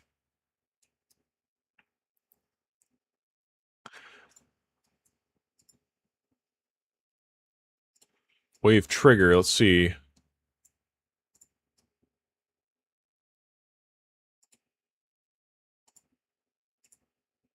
Oh, you know what? It probably didn't set it because... Yes, it didn't set it because the Unreal crashed, remember? So, BP bottling, we'll save, and we'll just do that for the attack drone as well. Save, save, save. There we go. Done. Get rid of that. Okay, now we have data. Look at that. We've got data. Let's load it. Except it didn't load them. But, okay, they're on the map. Oh, and they keep spawning every time we trigger it. That's funny. So, they're on the map. They're dead inside. That's funny. So that node did not work. So what we could do is...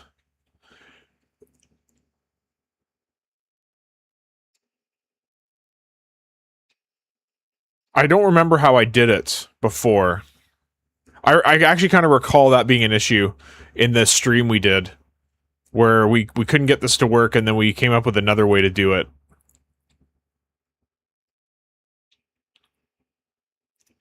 Do we just get the set or the origin, whatever the case is? I think that's possibly what we did. Where was it? Trigger class. No, sorry, spawnable area.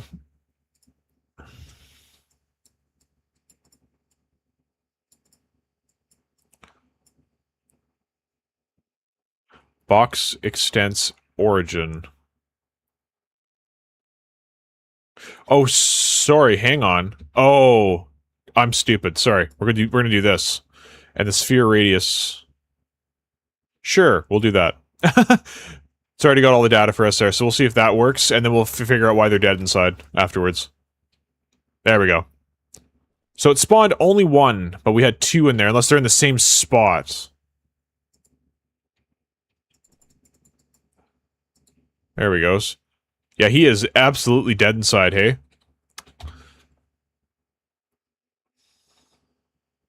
I DM'd you the code that you did on the other stream. Okay, well that'll be handy to look at. Okay, what's the saying here?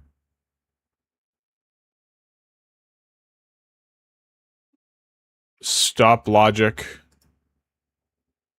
Reason dead. There's quite a few errors in here, I'm not sure why. Anyway, sorry, I'll get rid of that. Let's go to the trigger class. No, what was it? Wave trigger? Why do they spawn and are dead inside?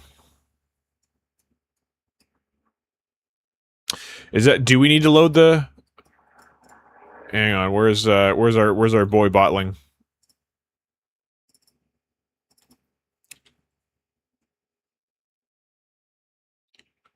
Mesh, right? Or no, it'll be class defaults. I'm looking for the behavior tree.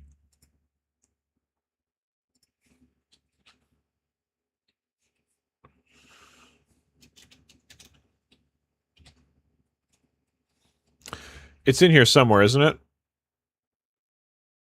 Upon sensing, get rid of that. Begin play spawn default controller. Okay.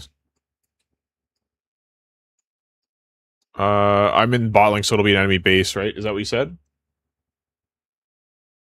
Do you still need to bake lights? Oh, fuck yeah. We haven't big diddly fuck in terms of lighting. Spawn default controller on begin play, BP bottling, begin play. Okay, so on begin play, which we probably don't even have. We don't. Events, begin play. I trust RT's judgment and all this AI stuff because I'm not that great with it still. Spawn default controller. Okay. Does that make him not dead inside? Let's see.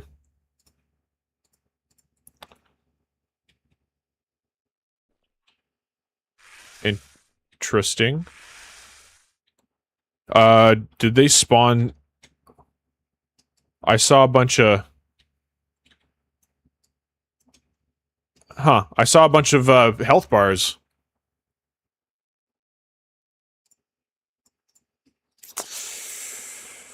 But if I get rid of this, it does work. Right?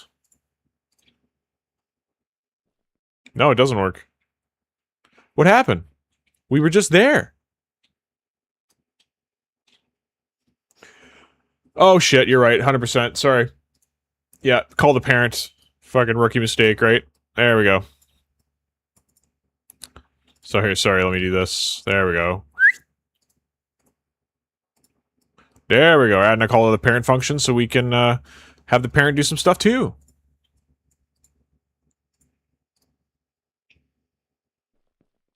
Okay, are you still dead inside? Okay, you're not dead inside, that's nice.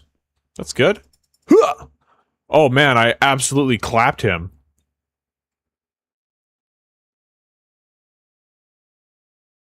Absolutely clapped. Interesting that, yeah, that, we should fix that right now, that's pretty broken. When he dies, the, what's it called, should disappear. Which would be in the parent class here, so class settings, or class defaults, one of the two. There it is. God damn it, I thought you could, search from there, but I guess not. There it is. And events...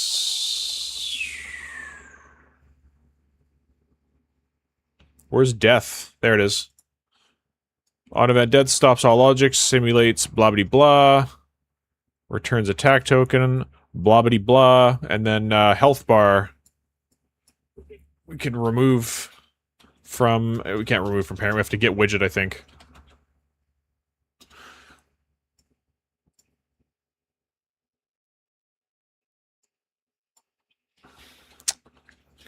Can we get it from here? Yeah, we can. Remove from parents. There. We're gonna get rid of our widget so we don't see it anymore. It doesn't follow us around like a weirdo. Perfect. I can't believe how bad I clapped him. And hey, why did it spawn 2 now? Like it was, we wanted it to originally. Clapped. Done. And, yeah, it's really weird that the UI is still following us around.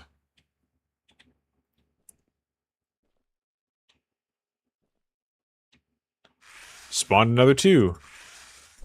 So, I mean, the system works. I just don't know why the health bar is not disappearing. Stop logic. Stop logic. David, do you get these errors when you do your, in your project?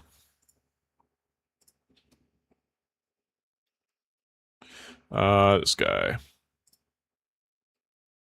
Ooh! Get component bounds, random point in bounding box. Oh! I mean, technically it's working right now. So, it's spawning at the right spot. Begin play, what do we do here? Begin play... Right.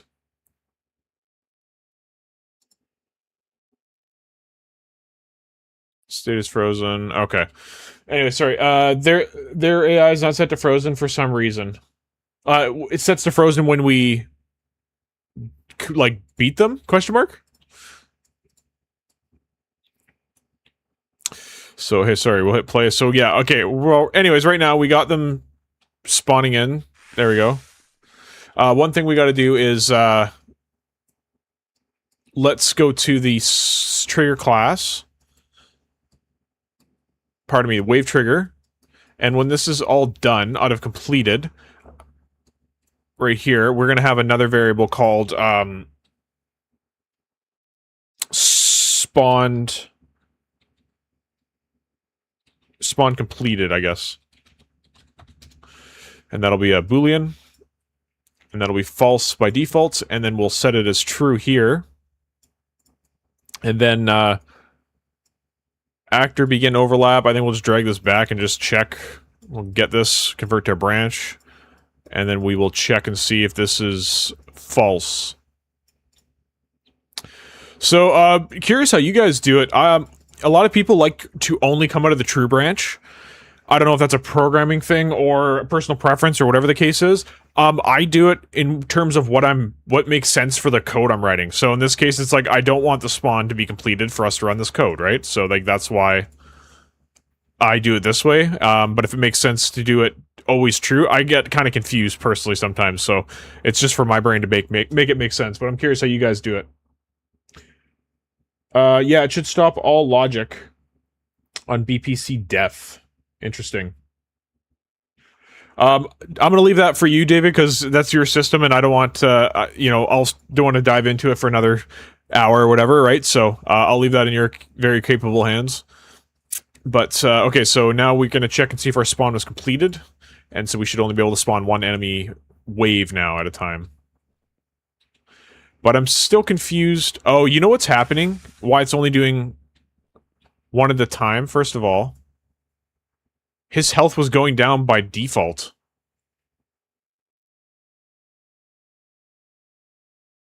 I noticed. That is so odd.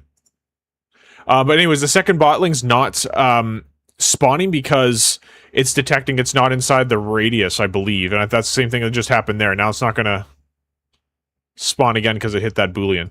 So, yeah, let's change that node then. So where's the spawn area? Or not spawn area. Yeah.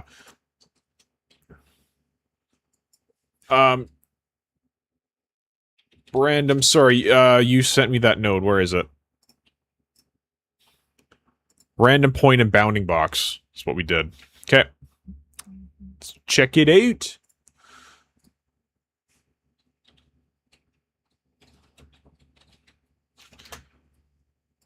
Center. Half size. Done. This can be a pure function now. So let's do that.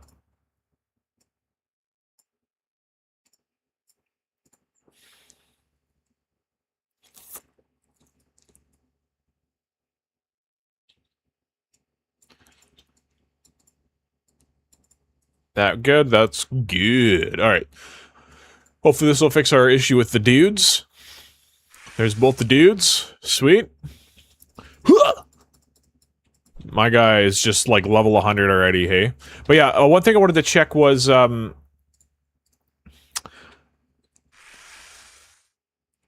they started with 50% health. We probably don't want that, hey? Huh. Oh, oh, I see. That's weird, because current health and max health... That doesn't make any sense to me. Those are, like, flipped over, because the bottom one seems to be shield, which is... You know what I mean? Unless we want blue to be health, I'm not sure.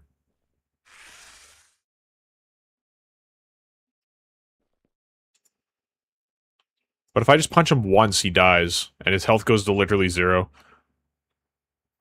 Okay, well, maybe that's just a a damage issue.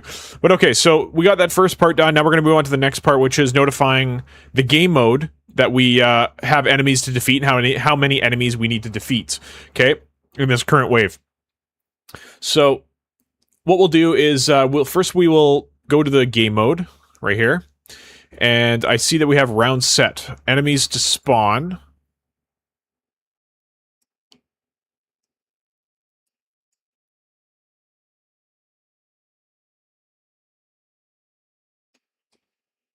I see that we literally do all of this right away, so that's great. So, in the event graph, do we do this? Event start wave. So we already have a, what's it called, interface in here to start all of this. Enemies to spawn. I don't think this should be in the game mode, if I'm being honest.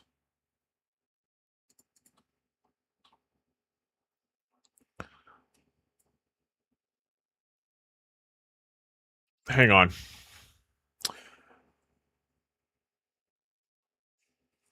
Or did I run it through the game mode for replication purposes? I think possibly that's what I did. Gotta remember what I did friggin' 2-3 months ago, right? Okay, so round set. Anyways, we need to create... We got this. We'll make this.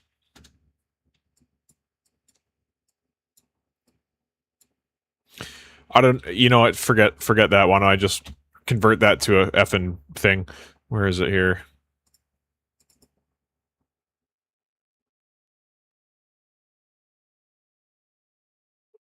Spawn enemies. Start wave. I'm so confused what's going on here. Enemy AI. What's in this one? Oh, enemy AI has nothing to do with this.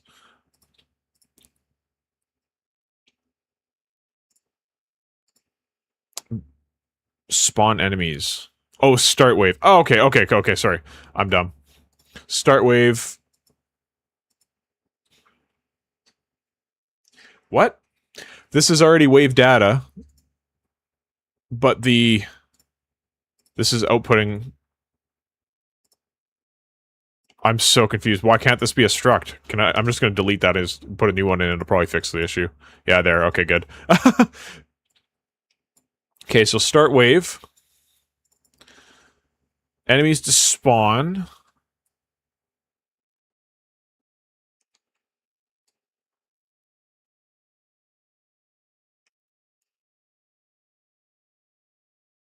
I don't think we need this, because the wave thing's handling all that. Right, sorry, I keep thinking about replication now. So, start wave. We're setting all this stuff in the game mode. And then we need a couple of other stuff in here. So, instead of spawn enemies, I'm going to rename this because it's going to be confusing. I'm just going to say game mode, wave. So, sure, game mode wave. Okay, so start wave, we'll say update wave. Sorry, update enemies, I guess. Compile. And then, I don't think we need... I don't think we need anything in that, actually. So start wave, update enemies, and then we'll just say... actually, we don't need this. Compile. Okay, back in the game mode, we're going to implement update enemies, and all this is going to do is going to take the number of enemies remaining, and we're going to minus to decrease it by 1, and then we're going to check if this equals 0.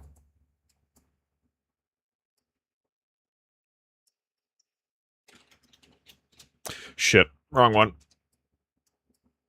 Can you fucking drag out of there? Equals to 0. If that's true, then we're going to make an event dispatcher called open door, I guess? Or open, sorry. Enemies cleared, we'll call it.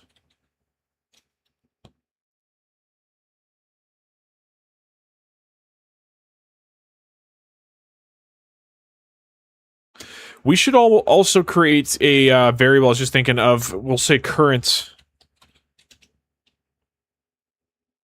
area, and we'll make that a wave trigger, I guess. We're just going to keep track of the area that's wave trigger. Yeah, we're going to keep track of the like the actual area that was triggered, and then that way, and then we can clear this right after. So we actually don't need this necessarily, but we do need to create an event, custom events, and we'll call this enemies cleared.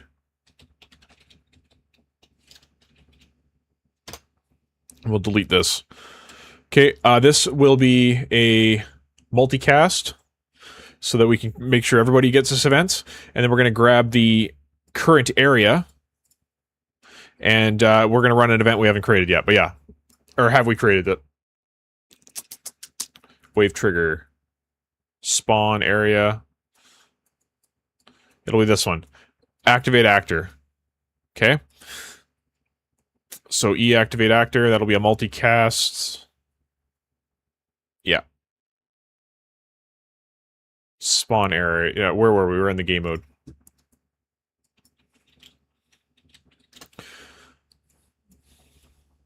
Okay, and then after we've activated that actor, we're going to clear the current area, because it'll be different, right? So, great. And then one more thing we had to do with this, we have to actually transfer this data in, so we'll do that when we start our wave. So we'll do that inside of here. Start wave. We'll also do the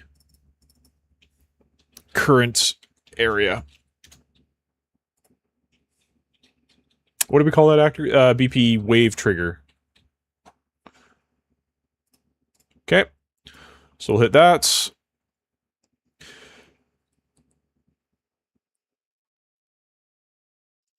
Yes, I think that's all. Do we need to pass it down to the game mode? I don't... The only thing in terms of that is the UI. We would need to pass the UI down to the game state, pardon me, and then we can replicate it to everybody else. Okay, I've started to make a documentation file for the systems that I have made so far for Bionic Smash. Awesome, Dave, that's great. TG has 25 of us in here and only 3 likes. Come on, fellas, let's get them likes up. To refresh the page, it says 4 on mine. Yeah! Like the stream if you guys are learning stuff. There is lots of... It is all over the place. But, yeah, trying to get this done here. Dude, here, get out of my head before you hurt yourself. Yeah, yeah, get out of my head. You tripping over all them loose wires in there, you're gonna tangle yourself up and get hurt, you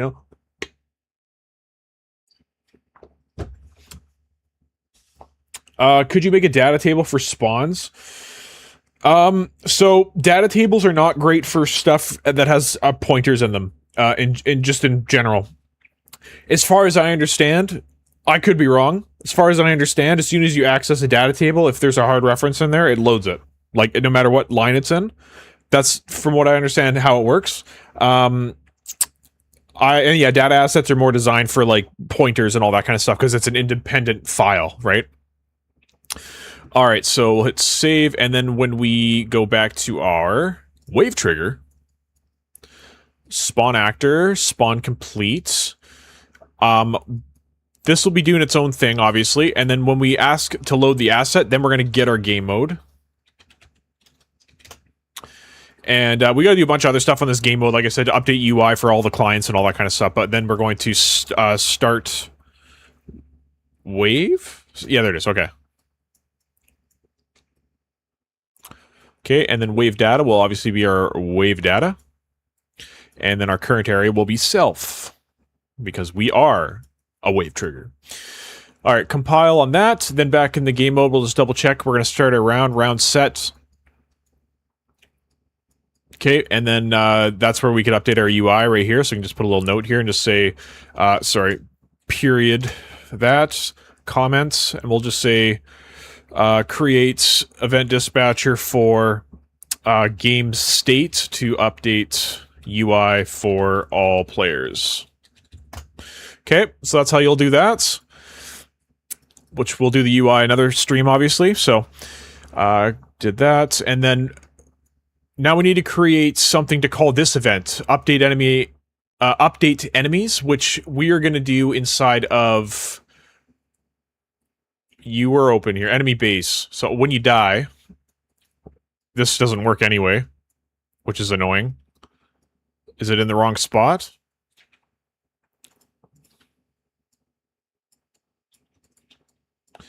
I'm not sure why this doesn't work, to be honest.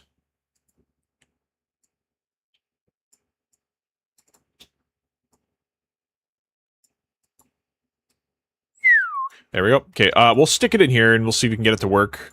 If it doesn't work, we'll just hide it, I guess, and we'll figure that out later. Oh, actually, we could destroy component. We should do that instead, to be honest. Let's do destroy component, because we don't have to worry about it, and then it'll clean everything up, so... okay, so we'll do that, and then also we need to get game mode. And we need to update... update enemies message. Why don't we put a print string in our thing here?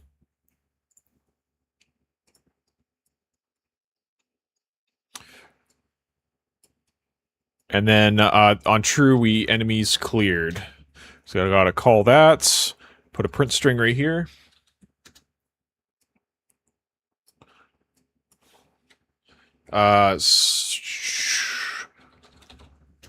Sorry, let's do a format text node, I guess. Format text. And then this will be enemies remaining. And then number. And then we'll plug number of enemies remaining into there. And then we'll plug that into there. Okay, that should be good. And then, okay, so when we go to actually open the door... God damn it.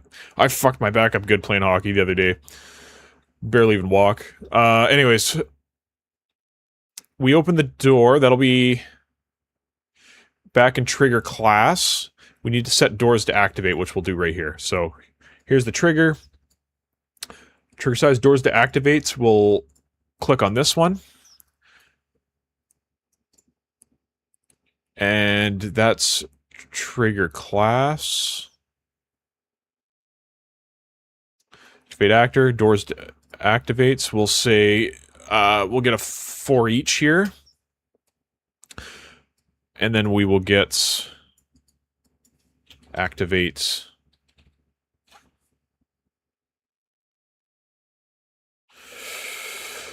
What do we call it? I can't remember.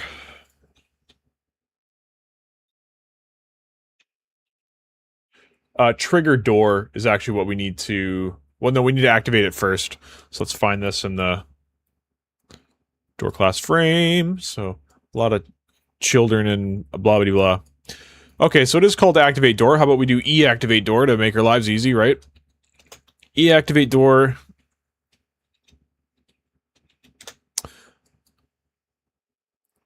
E-activate door, and then trigger door after that. Copy. Okay, so we'll do this. That's trigger. Wave trigger.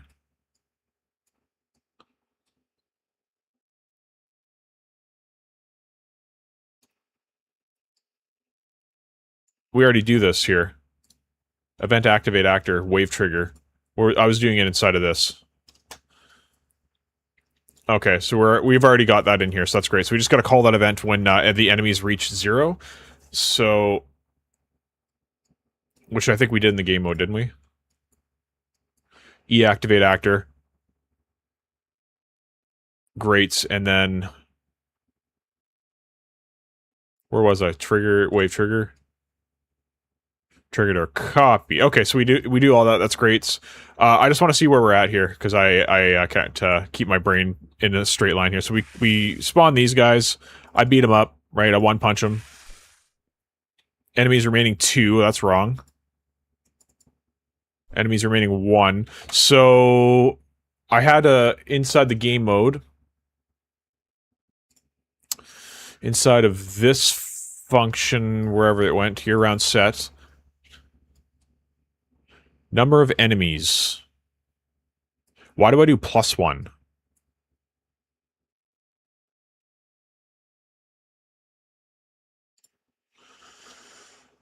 Let's see here. Play. Let's look at the game, the blueprint debugger. Where's the game mode? Game. There it is. Number of enemies to spawn 3. Okay. Yeah, so I guess I don't need that, I don't need this plus here.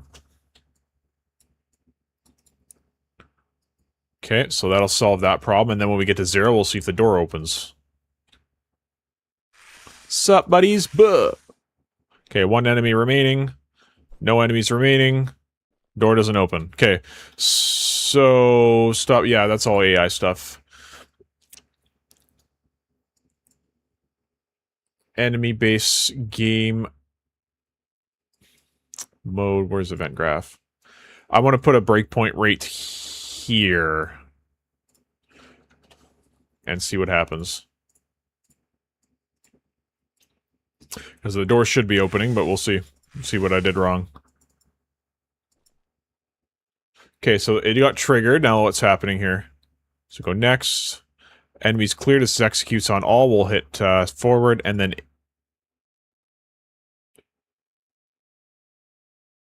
Oh, I see. Yeah, current area. Oh, was that... Oh, shit. Okay, of course we didn't set that. Dumb me, right? Game mode. Round sets. This needs to have a... what's it called here? Current area. We'll say current fight area. Okay, and then of course that's our BP wave trigger.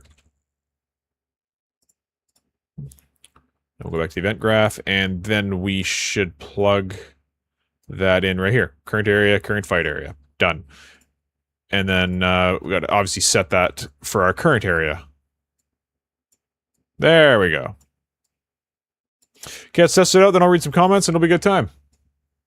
I can just get rid of that breakpoint as well while I'm here, because we know that it fires. We just had no data there, so. Okay, there they are. Punch you out. Enemies remaining 1. Punch you out. Enemies remaining 0. It says false. What the hell is that false for?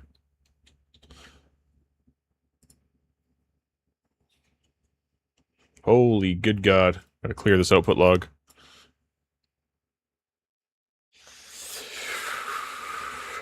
Where's that print string?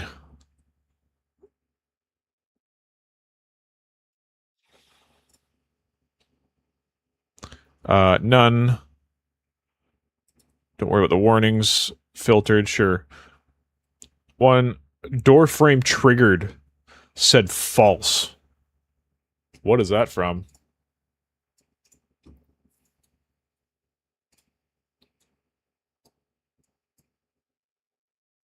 Should activate door.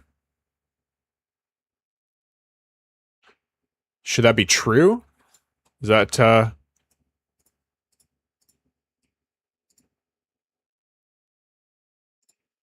Let's try that and see if that works. What the fuck happened there?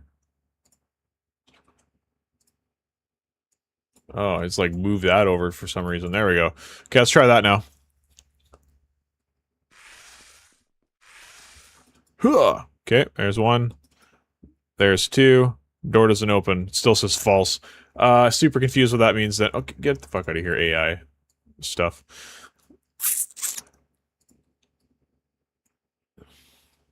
Should activate door. Ah, okay. Okay, sorry. I got that wrong. This has that boolean in here. Should activate door. And I should be putting descriptions into stuff too, so you guys all know what the hell it means.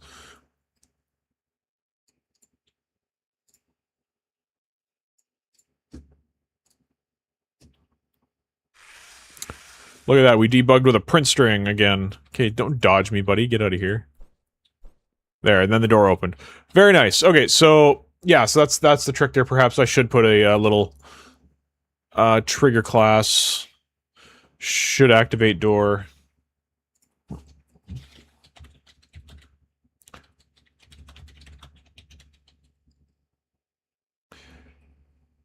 Do we need this? Activates a door. Okay, sweet. So that all worked, and then the only thing I'm gonna add to that is maybe a delay. Like it's just like it just all happened like super quick, right?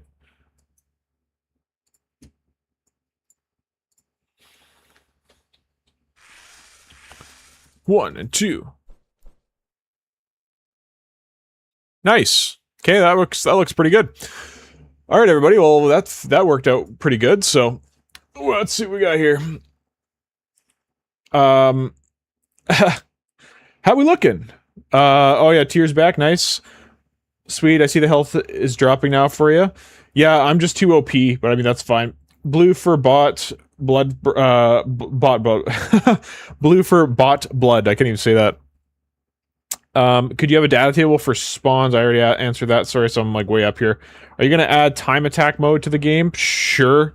Like you know, time attack or like a boss rush maybe would be pretty cool. And you know, the standard like endless wave mode or something like that. Hey Taken, how come when using the developer folder I make subfolders or not? If I make subfolders or not, when I make components, I can't find game. It can't find the game mode or the HUD class. You make subfolders, and when you make a component, it can't find. I'm not sure. You know, because if I go to our dev folder, go into my folder, climbable spline, yeah. So, are you saying you can't find? TG could have added the current fight area to the struct. No, yeah, actually, yeah, we could have, 100%. But, anyways, yeah, I don't know why it would be doing that to you. It should be, unless you, like, migrated it to another project and didn't clean up redirectors or something like that. That could be the issue. The One Punch Man. Can you imagine I have an even bigger head? Pahooligan? Is that how you say your name? Prince String of Doom. Are the botlings your version of Claptrap from Borderlands? I mean, sure. I wasn't a fan of Borderlands, to be honest. And I don't think it's Borderlands itself. I think it's looter shooters. I've given many looter shooters a chance, and I don't know. I just can't get behind them. I like having a set weapon that you've built and you're comfortable with, instead of like ditching the weapon as soon as you find something stronger. You know, so I don't know. I there's parts of looter shooters I like, but I don't like that part of it. Like I played Destiny 1, and then they're like, "Oh, you're max level at level." This is like when it first came out, obviously, but they're like, "Yeah, you're max level at level 20. Now you're at like light level." I was like, "The fuck is this? It's dumb. Just do levels," you know. And then I tried playing Destiny 2, but there was like such a big glitch in the tutorial area that there was certain enemy encounters that weren't spawning in, and I had to restart the tutorial level. I think it was like 3 different times, and each time it was a different spawn area that wouldn't load in. And I was like, okay, well, I guess you don't want me to play your game, because I wasn't able to move forward unless I fix that, right? If I make a HUD class in there, then I go to make a component, and use node get actor class. It can't find the hub. Oh, yeah. It's because you need to set it in your game mode. Okay, so we'll find our game mode here somewhere. Or sorry, we were just in it.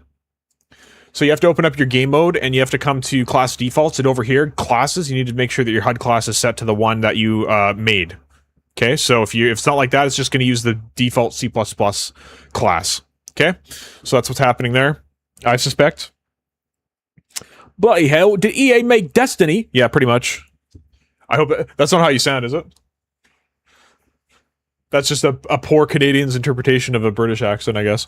But, well, actually, me and what's it called, Azura, we do that accent all the time at home. It's just as a funny joke. Where are they from, by the way? So, you know, it's the Brits that are like, oh, can get me a bottle of water? Like them? Like, where are they from? Are they from, like, because, you know, to us, there's, like, the people from Newfoundland have, like, a really strong Newfie accent. They're like, oh, hey, bud, yeah, I'm gonna go out to the fishing boat and stuff, right? Like, they're kind of Irish, but, like, they're, like, the weird relatives of the Irish. They have a super weird accent. They're, like, the Newfies. So, like, you know, we don't even say they're East Coasters. They're just the Newfies, right? Here in Canada. But, so, yeah. So, what are those types of Englishmen? And, boy, hail, mate.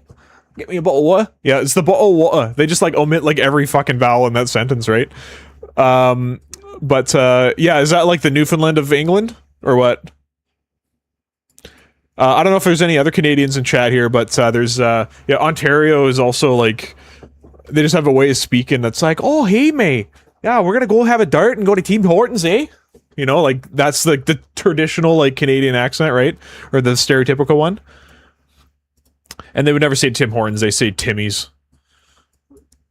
But anyways, on Tuesday, no less. Yeah, right? That sounds more Irish than anything.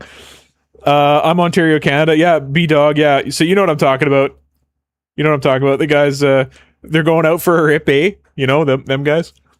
But but then there's us over here, you know, on the West Coast. We don't matter, pretty much.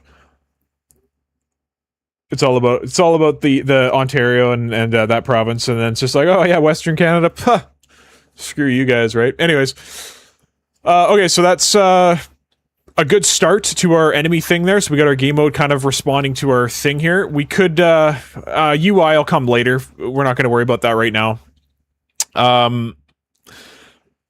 But what we could also do now is, we can drag this over here to create our next area.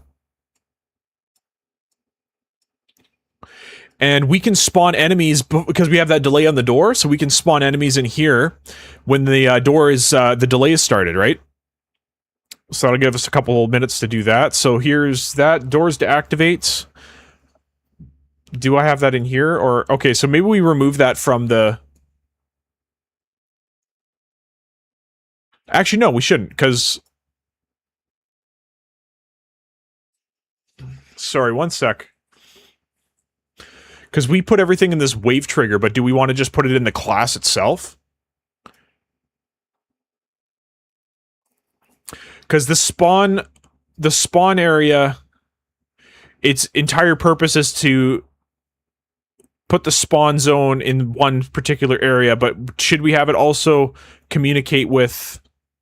See, this is why we should almost have a wave manager, just because, like, you know what I mean? We're trying to, like, put multiple things in different classes and stuff. We should have probably a wave manager blueprints or a subsystem, like I said before. I hear Canada and it just sounds cold. Oh yeah, we're living in fucking igloos, but it's brutal.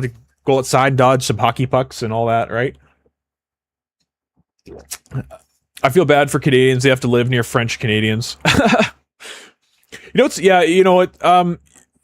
You know, I'm all the way over in the West. So we don't really have much French people over here. But yeah, if you're, I don't know how it is in Ontario. I'm sure that B-Dog can fill us in. But my brother went to Montreal. I've never been over there. I think I went to Halifax. That was like the farthest east I've been, but I was only in that one particular city. But yeah, he went to Montreal and he said it's like insane. There's like, you know, you'll be talking to somebody in English and then like mid-sentence they'll switch to French and then the conversation just converts to French.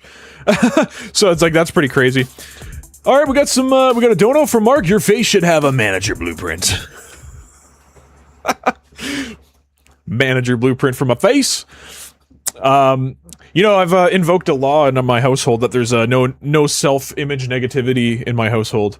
You know, it's pretty bad nowadays. All the kids watching all the TikToks and stuff, and they compare themselves to everybody's highlight reel, and they're like, "Why don't I look like that person?" Right? So, shocker, I don't look like this all the time, right? So, you know, I'll come on stream one day after I just woke up or whatever the case is. But, you know, I'll always have this stylish beard, as that one guy said in the comment. That is still my, like, #1 top favorite comment of all time, to be honest. That was so good. Anyways, I told you I got a lot, I gotta move hella furniture, a real-time fat man, don't make me cry. Mark, there's like 20 minutes left in the stream. Mark's just gonna try to slide in, take first place for the thing there. Adding one to the chronometer, but yeah, we only got 20 minutes left, so then I'll be getting off. We'll be going to the pool today with the kiddos. It'll be good times. But anyways, let's make a wave manager blueprint, because I feel like that would be the way to go. But it would be so much better in a subsystem. Or should the wave manager blueprint just be the game mode? You know what I mean? So now I just gotta, because we could, the triggered volume. Whoa! We got another Mark. Take this to the pool and stuff it. Another 10 bucks from Mark. Mark, appreciate you very much. Mark's financing the game here. But yeah, Mark, thanks a lot. Thanks for joining the stream. Always good to have you in the community there. Mark's super helpful on the Discord there. He does say some things that are a bit off the wall, but hey, we're all off the wall, right? So yeah, Mark out here waving his big bank weenie. Right. Anyway, so game mode, should we make that the manager blueprints? Or the wave manager blueprints?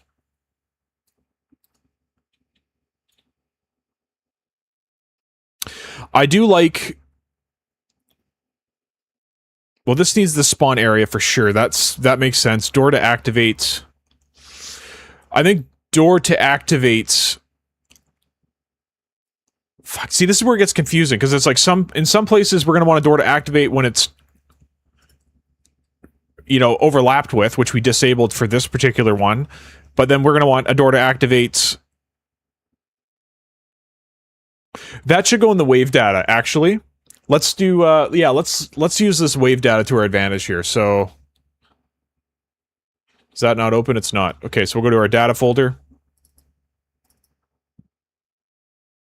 See, now this is why I think wave data is on in there. Oh my god, make it stop. Mark, you're crazy. You're crazy, Mark! Thanks again for the donos. And now we're up to 3 out of 5 super chats, so we'll, maybe the crown might come on today, you never know, so.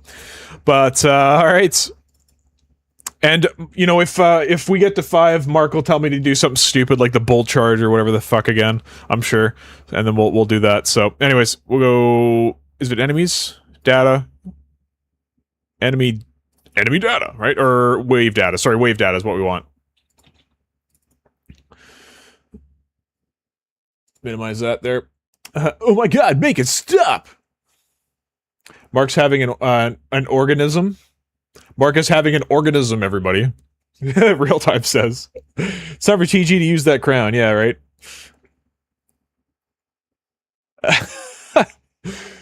Mark's having an organism. That's right up there with the stylish beard comment. So you know what? I haven't saved any of those comments anywhere, but I frickin' should be. And then I can do a members video or something. It'll be like my top favorite comments or whatever. Yeah, the stylish beard one was a guy who was all salty. I can't remember exactly what it said, but it basically said something along the lines of he was all jealous of my room or something like that. And he was saying, no one wants to see your fancy room and your, you know, all your blah, blah, blah. And, you know, screw you and your stylish beard. And it's just, oh, it's so funny. And then, not this stream, or sorry, not last stream, but the stream before, somebody said it's fun to see somebody use Unreal Engine like it's an LG dishwasher. I thought that was hilarious. Okay, so wave data. Oh boy. Finger slipped. Mark, you're funny. Oh my god. All right, Mark really wants to see me in a crown here, so... But, geez. Your stylish beard is rage-inducing. Yes, it is. I need to get a haircut, though, and then maybe I'll get the beard all tip-top shape. And then you guys won't be watching me for Unreal Engine content. Chad? No, just kidding. Dog has my phone. Mark, is that another one? Holy crap. Mark just basically paid another Sovereign subscription just today. Alright, so I guess we got the crown. Make sure that it goes up to 5. There we go. Alright, so we got the crown. I'll put that guy on. Oh, yeah. Alright, Mark, what am I doing? That's something stupid with this crown on, right? I'm sure. Something stupid. God damn! Yeah. So, Mark is literally sliding into first spot by just donos, essentially. Yeah, he did. Holy shit. David was number 2 at 350 XP, and then real time was at 300. In creation was pretty close. Here, I'll bring this over here. You know, there's the leaderboard. Most chattiest dudes, right? And but yeah, then Mark's like, oh, I'm just gonna come in here and, you know. That's crazy. Alright, anyways. I'll stick this up here. No one's watching me on Twitch anyway, apparently, so unless you are, then say hi! Welcome to the stream. Okay, so let's default values, add a variable. It's gonna be current fight area. And that'll be BP. Normally this would be a soft reference, but I wonder. Let's do BP. Did we make it a... Fuck, this is all fucked up. I almost want to redo this, personally. We'll say BP trigger class. And, to be honest, I wonder if, the spawn area should just be not a parent of this.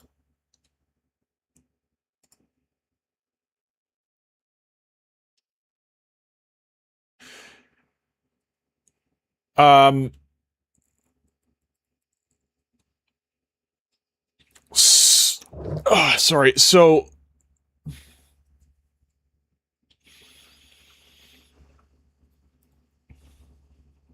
Why don't we make this its own class? You know what I mean? So let's make this an actor. Reparents. And, what do we not like? We don't like that we can't find box, get box. Right, I gotta make a new box. It's by, you know what, a box? Anyways, add box collision. Oh, did it do it? Sick. Sick, bruh! Alright. A British king! Yeah, so Mark says, make a vote. I mean...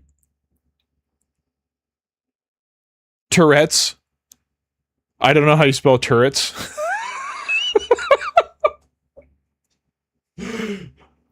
That's funny. Middle ground. Now you gotta write Google's. Googled it even. Nice. A British king. So, the last 10 minutes, speak like a king with moo Tourette's. Oh boy, how do I do that?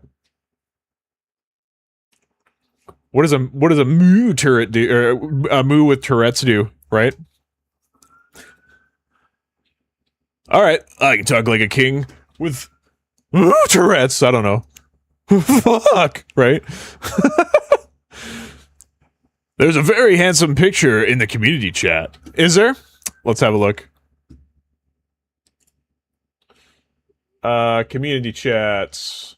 Can never frickin' find community. It's like anytime I, you know, fucking milk fucking, you know, can't find the channel I want. Where the hell is it? Community, there we go. Who the fuck is that, right? You know. Alright. That is your king, everybody. That is your king. Just kidding. Alright, so... why don't we, continue on the way here? What I'm teaching, I'm not talking like that, though. Or doing the things. Moo moo, maybe? Moo moo moo. Moo, maybe. What? You figured you better figure it out, Sonny Jim. It's funny. Mark. Mark's just gonna make me infamous on the internet by doing cow stuff because I mentioned it that one time. Anyways, I lost what I was doing. Spawn area. Yeah, I was making this its own class.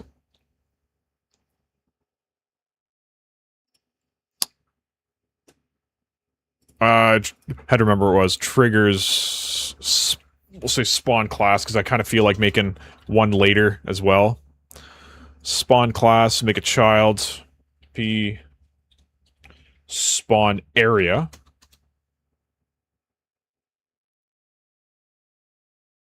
Where? Moo! Fuck! Moo Tourette's. What a... Spawn volume is what we'll call it.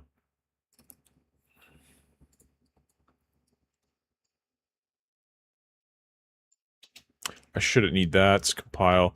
Okay, so that's good. Spawn class, we have that function get spawnable area. Perfect. Okay. Because then we can make another one later called, like, spawn, you know, a spawn point, and then we can, like, spawn stuff in certain points. That'll be good. You're gonna become world famous by mooing. Mooing. No, the pickle one I posted. Are you using a God Assistant for your streaming? I'm singing Go XLR and it's shit. I need to change. Yes, I am using Elgato for. I have the Stream Deck. I'm actually using a Go XLR. Azura got it for me for Christmas last year.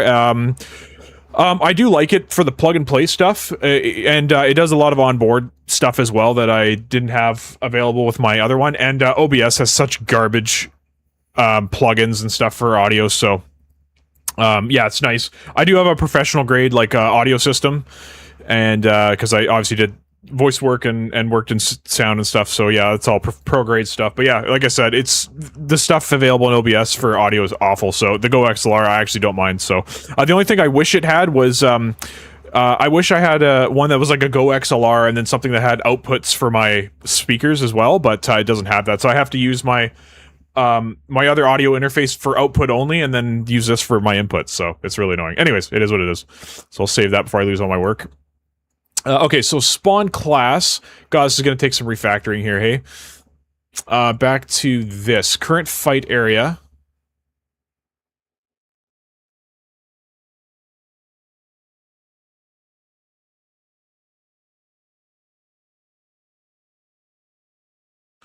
Hold on.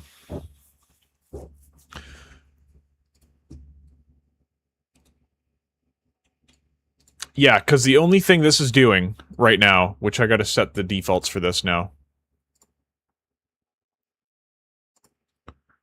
We'll say 500 is the default and 100, I guess.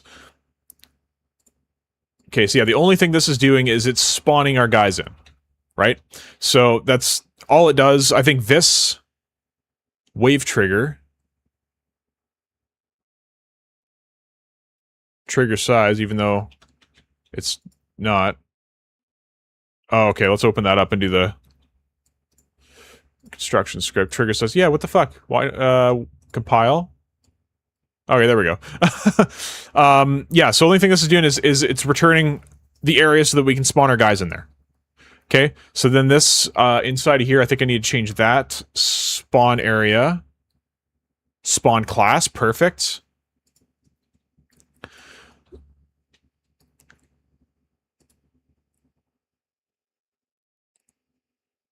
This, yeah, this is like super not fucking scalable. Like, I'm actually not very happy with this myself. Because now if I go to the scale class here, or spawn class, trigger class, pardon me.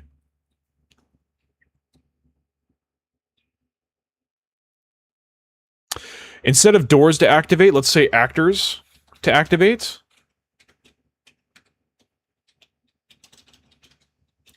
Yeah, this is going to take a little bit of refactoring. Activates. And instead of BP door frame, it's the only problem is door frame has something in it for us to activate it. So yeah, that's what I was saying earlier. I think we should create a grandfather class for activatable and then have events for that so that we can make this way easier on us. Right? So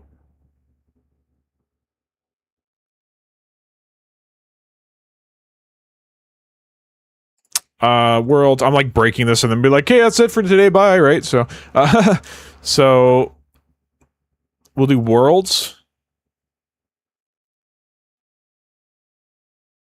Let's just make it in here. New blueprint class, type actor. Activatable class. Okay, and then the only one we're going to have in here is going to be construction scripts. We don't need anything. So custom events for e-activate.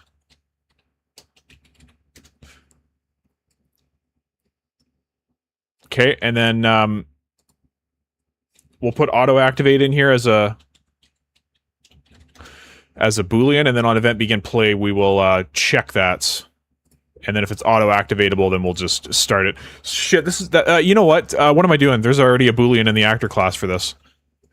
Auto-activates. Right?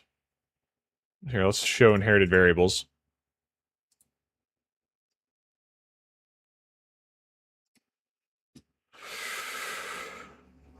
You know what? Maybe that's in... I'm thinking of something else.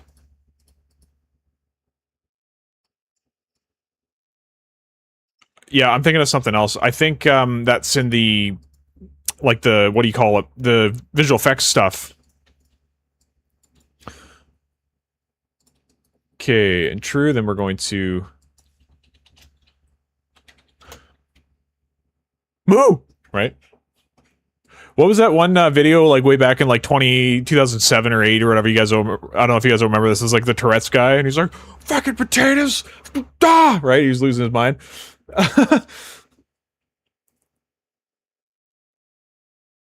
Just reading some comments now. Ah, damn, the Go XLR doesn't upgrade software no more. Oh, what? That's lame. Oh, well, I mean, like I said, it's doing fine for me, and, you know, I'm not gonna tell Azura that what she bought is insufficient, because it's, I was looking for something...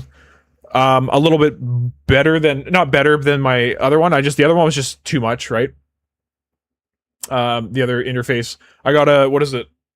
A Persona 68C, interface. It's a 4x, I think it's a 6x6 actually, so it's pretty nice.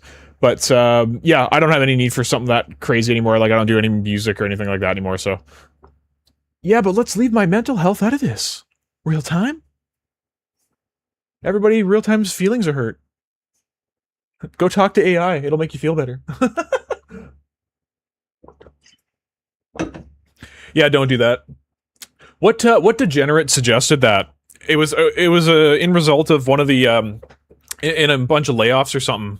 And they're like, you know, we care about your mental health. Go talk to AI. Like, buddy, can you say anything more insensitive? Like, fuck. Oh my god, I can't believe, like, I don't know, big corporate stuff really pisses me off.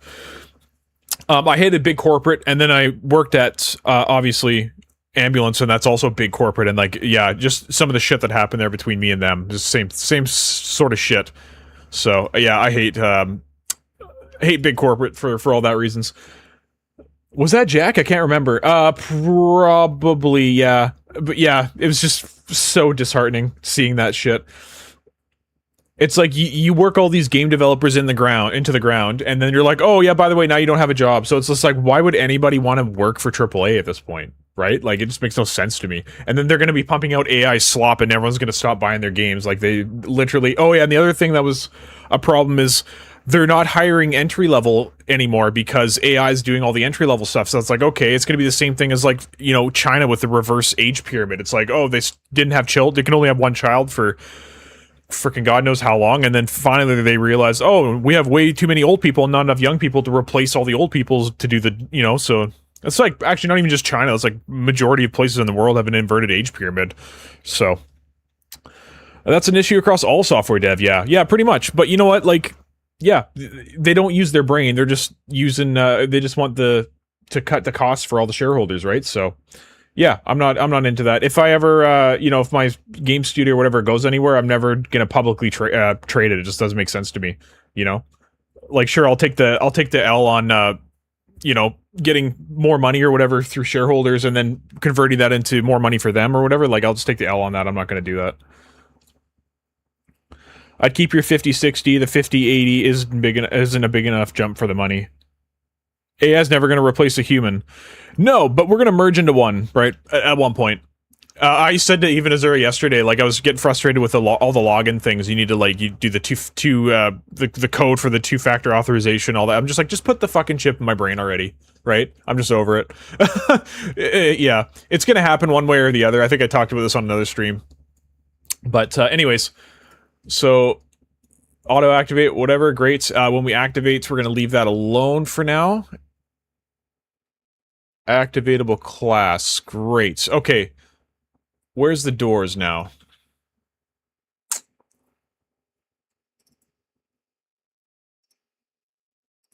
Placeables triggers?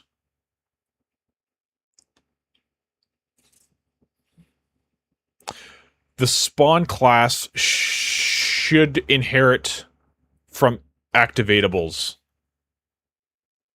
Right? Because if we want to activate a spawn volume to spawn... yeah, we're going to do that. So, let's open this up. I think it's open already. Yep, perfect. And we're going to change or reparent this.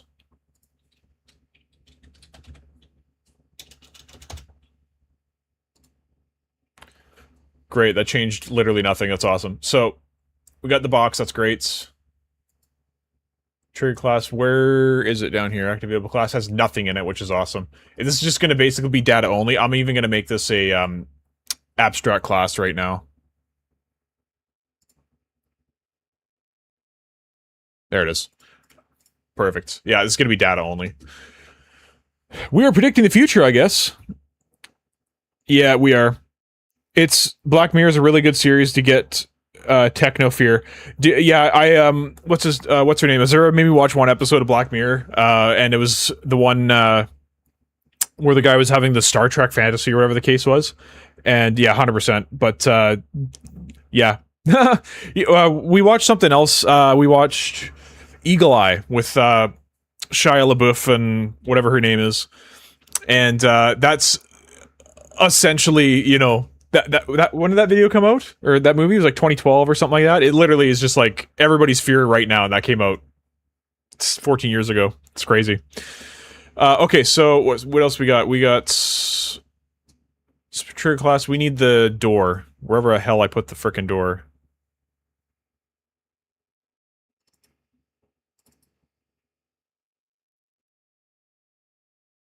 Combat activation volume. Checkpoint volume. Yeah, we will use all those. Placeables? No. Where the fuck are you, door? We need to move you, apparently.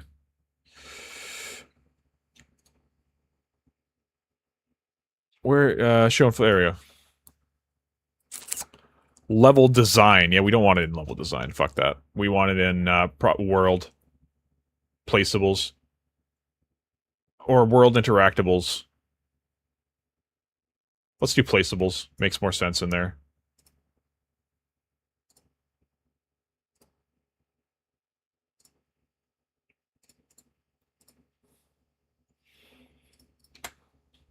Great. Ooh, you referenced static mesh. Replace with...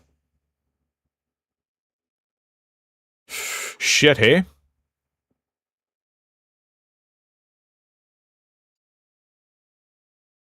Wait, those are in there? Oh, okay, yeah, well... We'll, hang on to those then, but that's fine. So we'll go to placeables. Okay, so door frame class.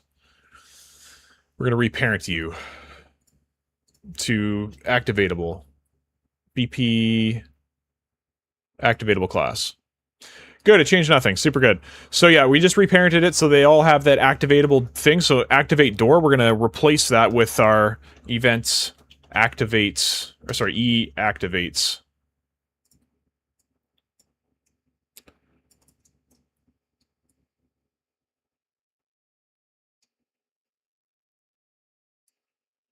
Why does active door get set to false? Oh, because I probably yeah, I think... I don't think we need this, to be honest. The E activates. I think we just do triggered, like... We just call it trigger door.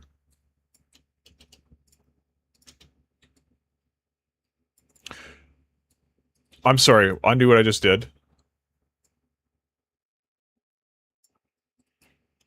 I need to find references by class member all, because I'm pretty sure we call this instead of activate on one particular instance. Actually, what the fuck am I doing? I can just go right to the goddamn doors, because that's where they are. Door overlap, I think, is fine as is. Yeah, we didn't do anything extra there. Jesus, I got so many things open. Triggered. Door triggered. That's just to override that. Let's delete this. So all we need to do, literally, is go to... What happened? Why did you crash? Fuck's sakes. I did hit compile, so hopefully it saved our stuff, but...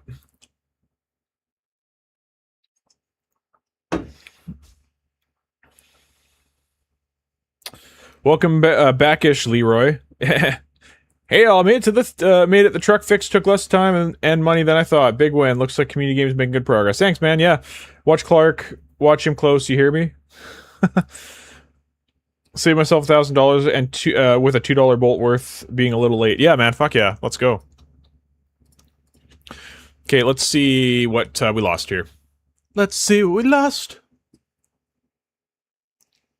I remember last year when I was doing the first-person shooter series, the animation one specifically was like absolutely infuriating because it just kept crashing for me. It took me like 5 hours to record that video. It was so frustrating.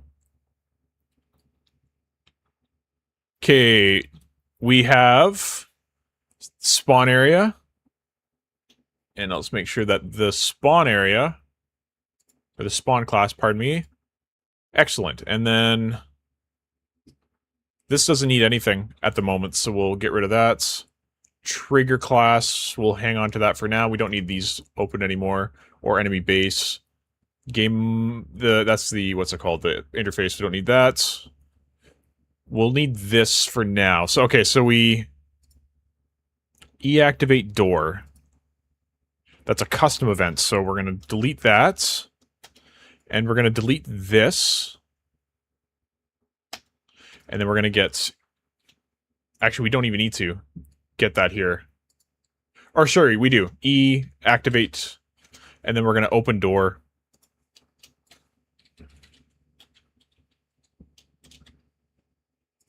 There we go.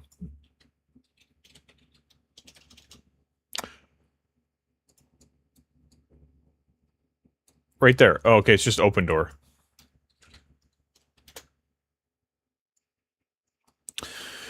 Closed door. Shit. Yeah, we gotta override that, but that'll be fine. We'll do that another stream. So we'll open our door, and then back in the activatable class. No, inside of triggered.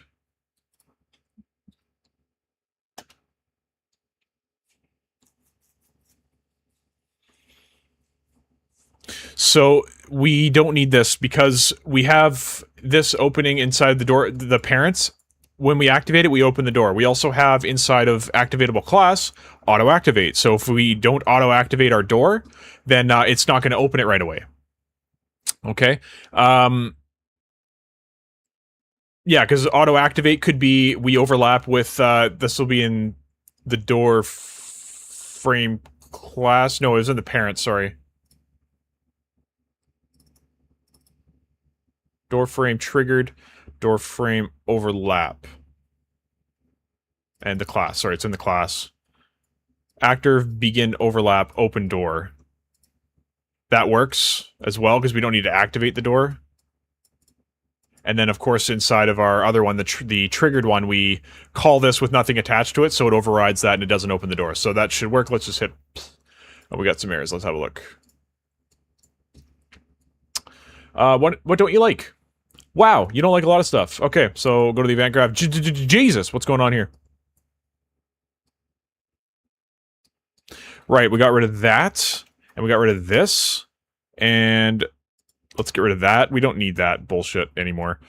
See, like, we, like, super simplified this by adding the one grandfather class. So, activate door.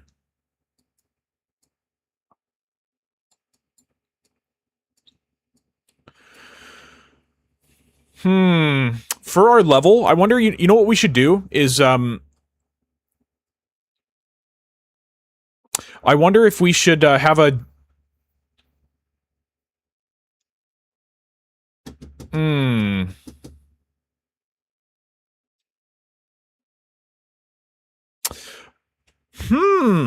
What if we have... Fucking moo, you know? Anyways. You mean inheritance makes things easier? No way, yeah, right?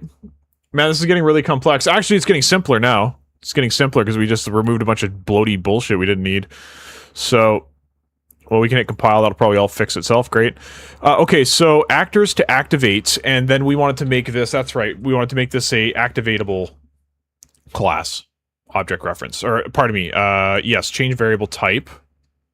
Hit compile, some shit'll break, right? And then we'll plug this in here. Yes, that's right, of course. Spawn area. Shit, I lied.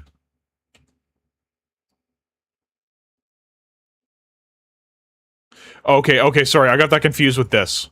So that is correct. Where are we spawning our wave, right? And then, this actors to activate is going to be in the parents. And which ones do we activate? Okay, so... My brain stopped working for a second. Because this crown's on too tight, I think. You know, fucking moo, right? You know. What if we do actors to activate? So we delay for 3 seconds. This is where I wanted to load the next wave. Right? So I want to... so I'll just put a little comment box here. Sorry, I didn't want to do it there.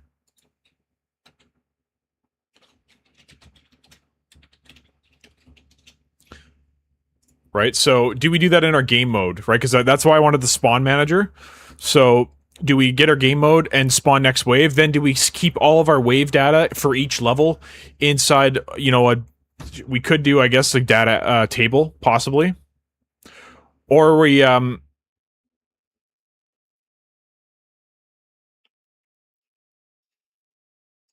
because we could have inside of the game mode, it's like we don't need enemies to spawn or none of that shit, do we? Because what we could do is we could create an array here and just say, you know, level wave data, and that can be the S wave data. Whoops.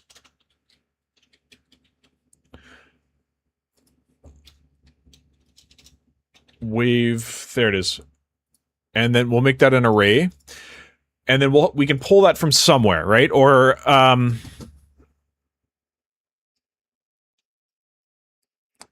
yeah, we'll have to, in the game, fuck, where can we store that? We can figure that out next stream. So, yeah, whoever's taking notes, yeah, write that down. We'll figure out where we can store our level wave data, and then we can basically build, like, we'll just build it in here. So, you know, we'll do 2 waves. We'll do 3 waves. So wave number 1, round 2. Sorry, round 1, pardon me. Number of enemies 2, and then we'll do wave 1, round 2, number of enemies 3, and then this will be the boss. So we'll do, you know, 1 and 3 and 1. And this will be the botling. This will be the attack drone. And this would be, you know, TV Tom, right? But we don't have a data asset for TV Tom. Right, so we'll just do another bottling just to fill in the space there. Okay, what do we got here? So TG, what should we do in Bionic Smash after the stream? For you, David, specifically, if you could just have a once-over for the AI. You know, we encountered a couple of issues today. One of them was, like, if we start inside of the radius, or whatever the case was, right? Just all that kind of stuff. Just have a once-over for that. Crouch system looks really good, so I'm pretty happy with that. It's exactly how I described it last stream, right? We just crouch over. We have crouch detection. We won't stand up unless we're outside of our thing, right? To be honest, a slide mechanic would be pretty cool. We should for your crouch, I guess. Like when we run, I can like spam crouch. So I think maybe we add a check in there. It's like, are we crouching? Right? Should crouch or whatever the case is. Just like add a check in there if we're already crouching to not move the camera down there. And for that snapping, that actually can be fixed super easy with yeah, like so I'm talking about, like this kind of stuff, right? Just do a once over for that. Where's our player character? It's in our core, characters, hero, character base, I believe. For the camera boom, you can do camera leg, but camera leg should be the leg speed. I can't remember if this should be higher or lower. I'm just going to do lower, and we're going to see what happens. I think it should be higher, personally. Yes, it should be. Camera leg speed, we're just going to max it out, see what it looks like.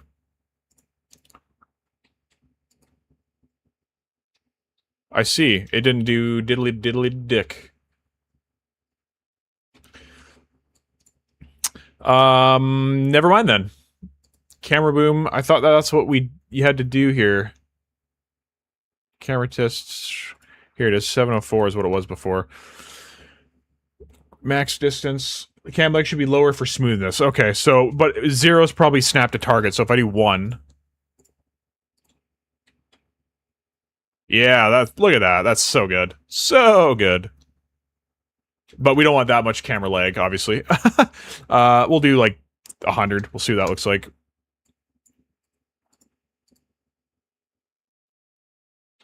No, okay, that's still jumpy. So let's maybe do 50.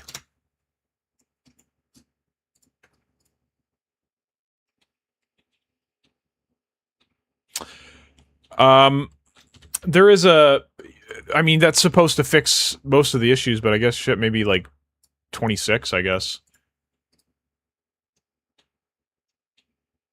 I mean, it's not as jumpy, I guess, but yeah, maybe even lower. I'm gonna do it at like 10, because we had it at 1 before, and it was like super lamely slow.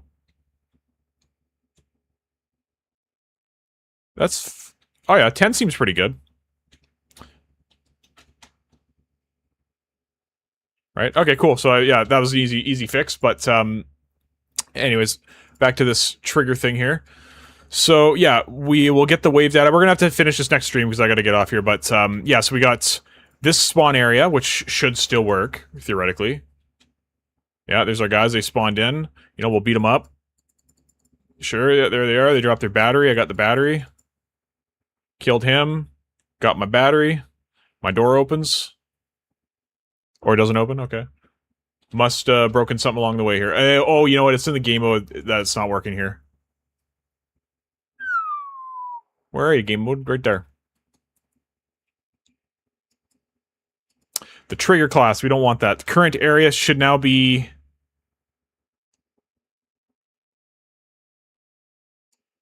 we should still have access. Yeah, okay, activate actor. No, that's not what we want. Current area. Should that be, no, the spawn is its own class.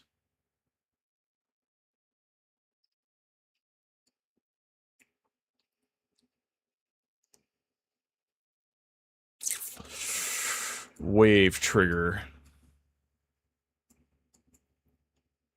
E-activate actor. But no, now that's an activatable class. E-activate. So it's literally just E-activate. Okay. Game mode. But I don't have that available to me in current area for the wave trigger. Wave trigger's parent is the trigger class. And trigger class's parent should be the... Ah, okay, that makes sense. Okay, compile. Perfect. Did that break anything? It did not, so let's see if it's... Oh, it's not going to work anyway, because I got to make sure in game mode we call the right thing. E-activates. There it is. I should delete activate actor from trigger class as well, so we don't get confused later. Where is trigger class? It's door frame class, triggers, trigger class. Bye. Compile, play? Good. Let's have a look. Oh, we didn't spawn one of them.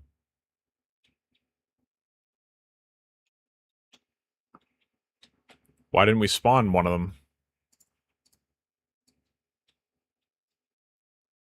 It must be, again, because he's outside the, maybe we spawned him outside, like, you know, maybe we spawned him here or something like that, and it's outside the navigatable radius, and it saw that AI can't go there. So, that's possible. So we should shrink this then. And spawn area. Let's open you up, because I thought you had, controls for... Of course not. Okay, so we gotta set box extents and promote that to variable, and then say spawn area. And instance editable. Perfect. Yeah, we reparented some stuff, so we lost a little bit of functionality there, but we got it back. Then, of course, I got to make sure spawn area is like a decent number, so we'll say, yeah, 500 by 500 by 100, I guess. Okay, compile. And, yeah, let's make this a bit smaller. Let's go 450 by 450. There. So now it should always be inside, so that will probably fix our issue. Okay, let's hit play, let's see. Yeah, so... Alright. Die. Killed them both. My door should open now. No, it doesn't open. Why don't you call my door? What stopped you from working? Enemies cleared. Should have been called. Current area. Should have been set here. Wave trigger object reference. Oh shit, inside of wave trigger here. Start wave. Oh, we do it twice. Oh shit, I didn't realize that. This should be moved to the beginning here. Before all this happens. Or else we'll get some interesting results in future. Yeah, we don't want that running. If there's like 10 enemies, we don't need that running for all 10 enemies. It's a waste. Okay, so we got that. Wave data. Is that possible that I didn't put anything in there?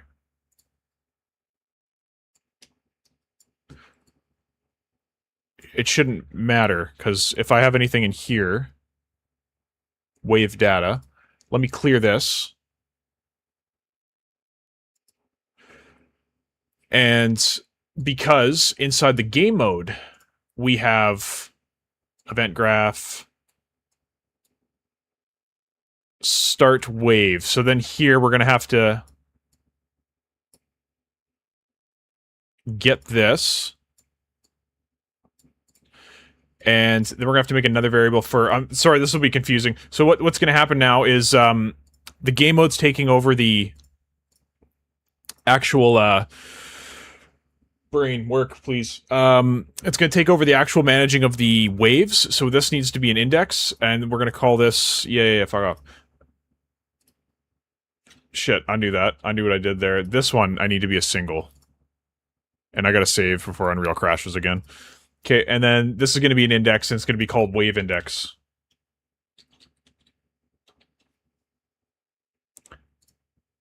Okay. We are then going to drag this here. We're going to disconnect wave data, because that's not going to be sent through there anymore. The current area we should...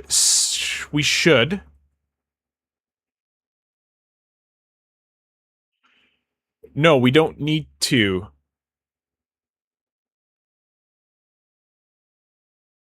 Because we can set that here, can't we? Current fight area. Shit, can we?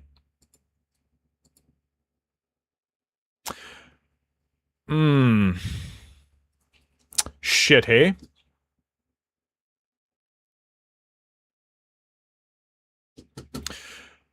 Unless I make that instance editable inside this, if we can do that. I don't think we can. We can't.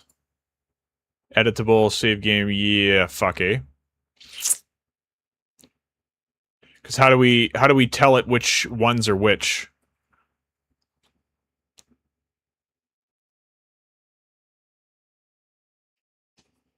Try fix the door, I think. What's TG doing now? I'm lost. I'm trying to, so I'm moving all the stuff over to the game mode, because the game mode's going to handle the, actual, waves and stuff that we're on. So, okay, yeah, so we don't need wave data from the actual individual things. Because we're going to make our own wave data next stream, like a table or something, like with all the data for that level. And then wave index, we will read this, we'll get a copy, we'll plug this in, and then we'll plug this in. Okay, and then after that, we're going to increase our wave index by 1.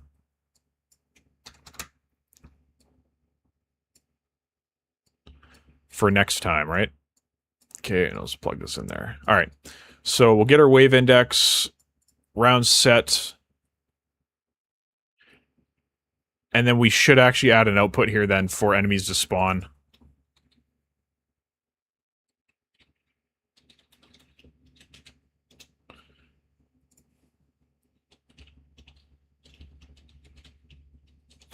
Yeah, enemy base is always going to be loaded, right? So, and we can, yeah, combat game mode, sure. Enemy base, object, and we'll make this an array, and then we can send an event dispatcher, I think, for this. Based on the current area. Yeah, because we're going to have to trigger this regardless. So when we trigger it, we could plug the spawn or the wave trigger, sure, object reference. But what if we make this... Fuck. You know what, I gotta get off here, because, like I said, I'm going swimming with the fam, so... yes, next stream, I do gotta get gas done as well, so I gotta finish that so we can start making some abilities and stuff. To answer David's question, let's see here. Yeah, I'd really like to get the boss AI working. Getting him shooting some stuff or moving around or whatever the case is. So that would be great. If anyone wants to get started on the UI, that would be super awesome. You know, obviously, we'll do a master widget, obviously, so that we can create all the individual items for all the for the master HUD and have their own functionality and stuff, and then we can nest them inside a master widget. I think that's just the easiest way to do it. What else can we do here? Let's look at the GDD. Oh, sorry, we need a stats system as well, which will be in a component, and that'll, you know, oh, hang on, sorry, disregard. That's going inside the gas system, so we don't need to worry about stats. That's going to be an attribute. But we needed something else that I saw in the GDD. Let's see here. GDD, here it is.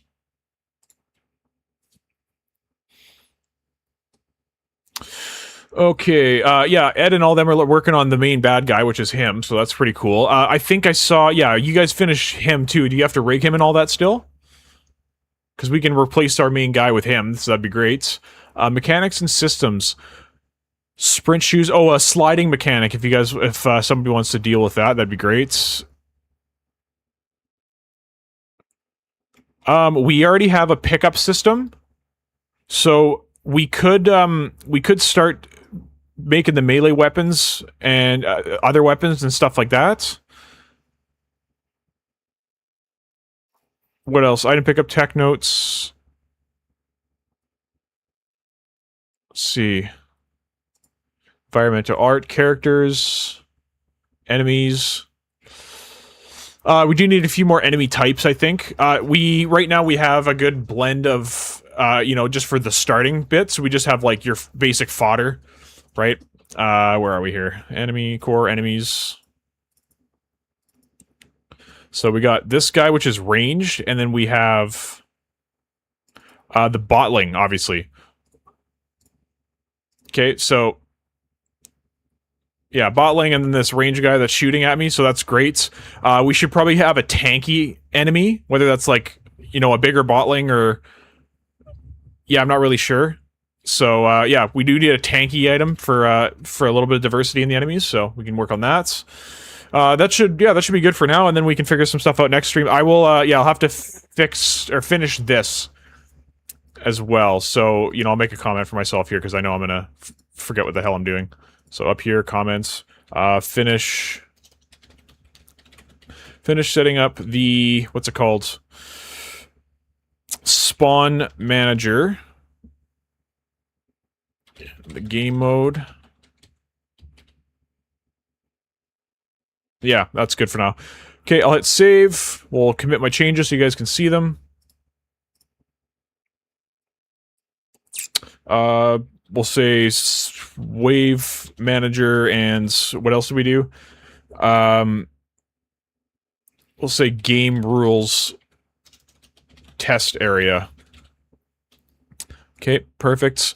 All right, sweet. There you guys go. And thanks a lot for joining the stream today, guys. I really appreciate every single one of you guys. I will try to get a video out this week. But once again, I am going to do the Aura one. I like I said, because they're going to sponsor me, and I need the money, to be honest. So, so I'll be making that. It shouldn't be too bad, but I'll make another video as well. I don't know if I should make the diversion one anymore now that what's it's called coming out. The new diversion control, or version control, I should say. So, yeah, I probably still will, but, yeah, then the next video is going to be, hierarchical instance static meshes. That's going to be a big one for me, as I got to do a bit of research on that some more, and then, one of the people in the Discord requested, and I thought that'd be a good video idea, so. Yeah, update redirectors. Oh, thank you, sir, yes. Contents, update redirectors. You're about to load 30 assets, oh my god, kill me, right? You know. Jeez, look at that. Nice. Thanks, Eddie. Appreciate that. Uploading to Discord now. Lore diversion is still better for indie because of that. Is that right? Okay. Homing missiles, yeah, for sure. Yeah, we gotta get gas going so we can create some cool abilities and start making the fighting feel cool, right? But anyways, alright guys, thanks a lot for joining the stream. And once again, keep learning until you game over. Peace!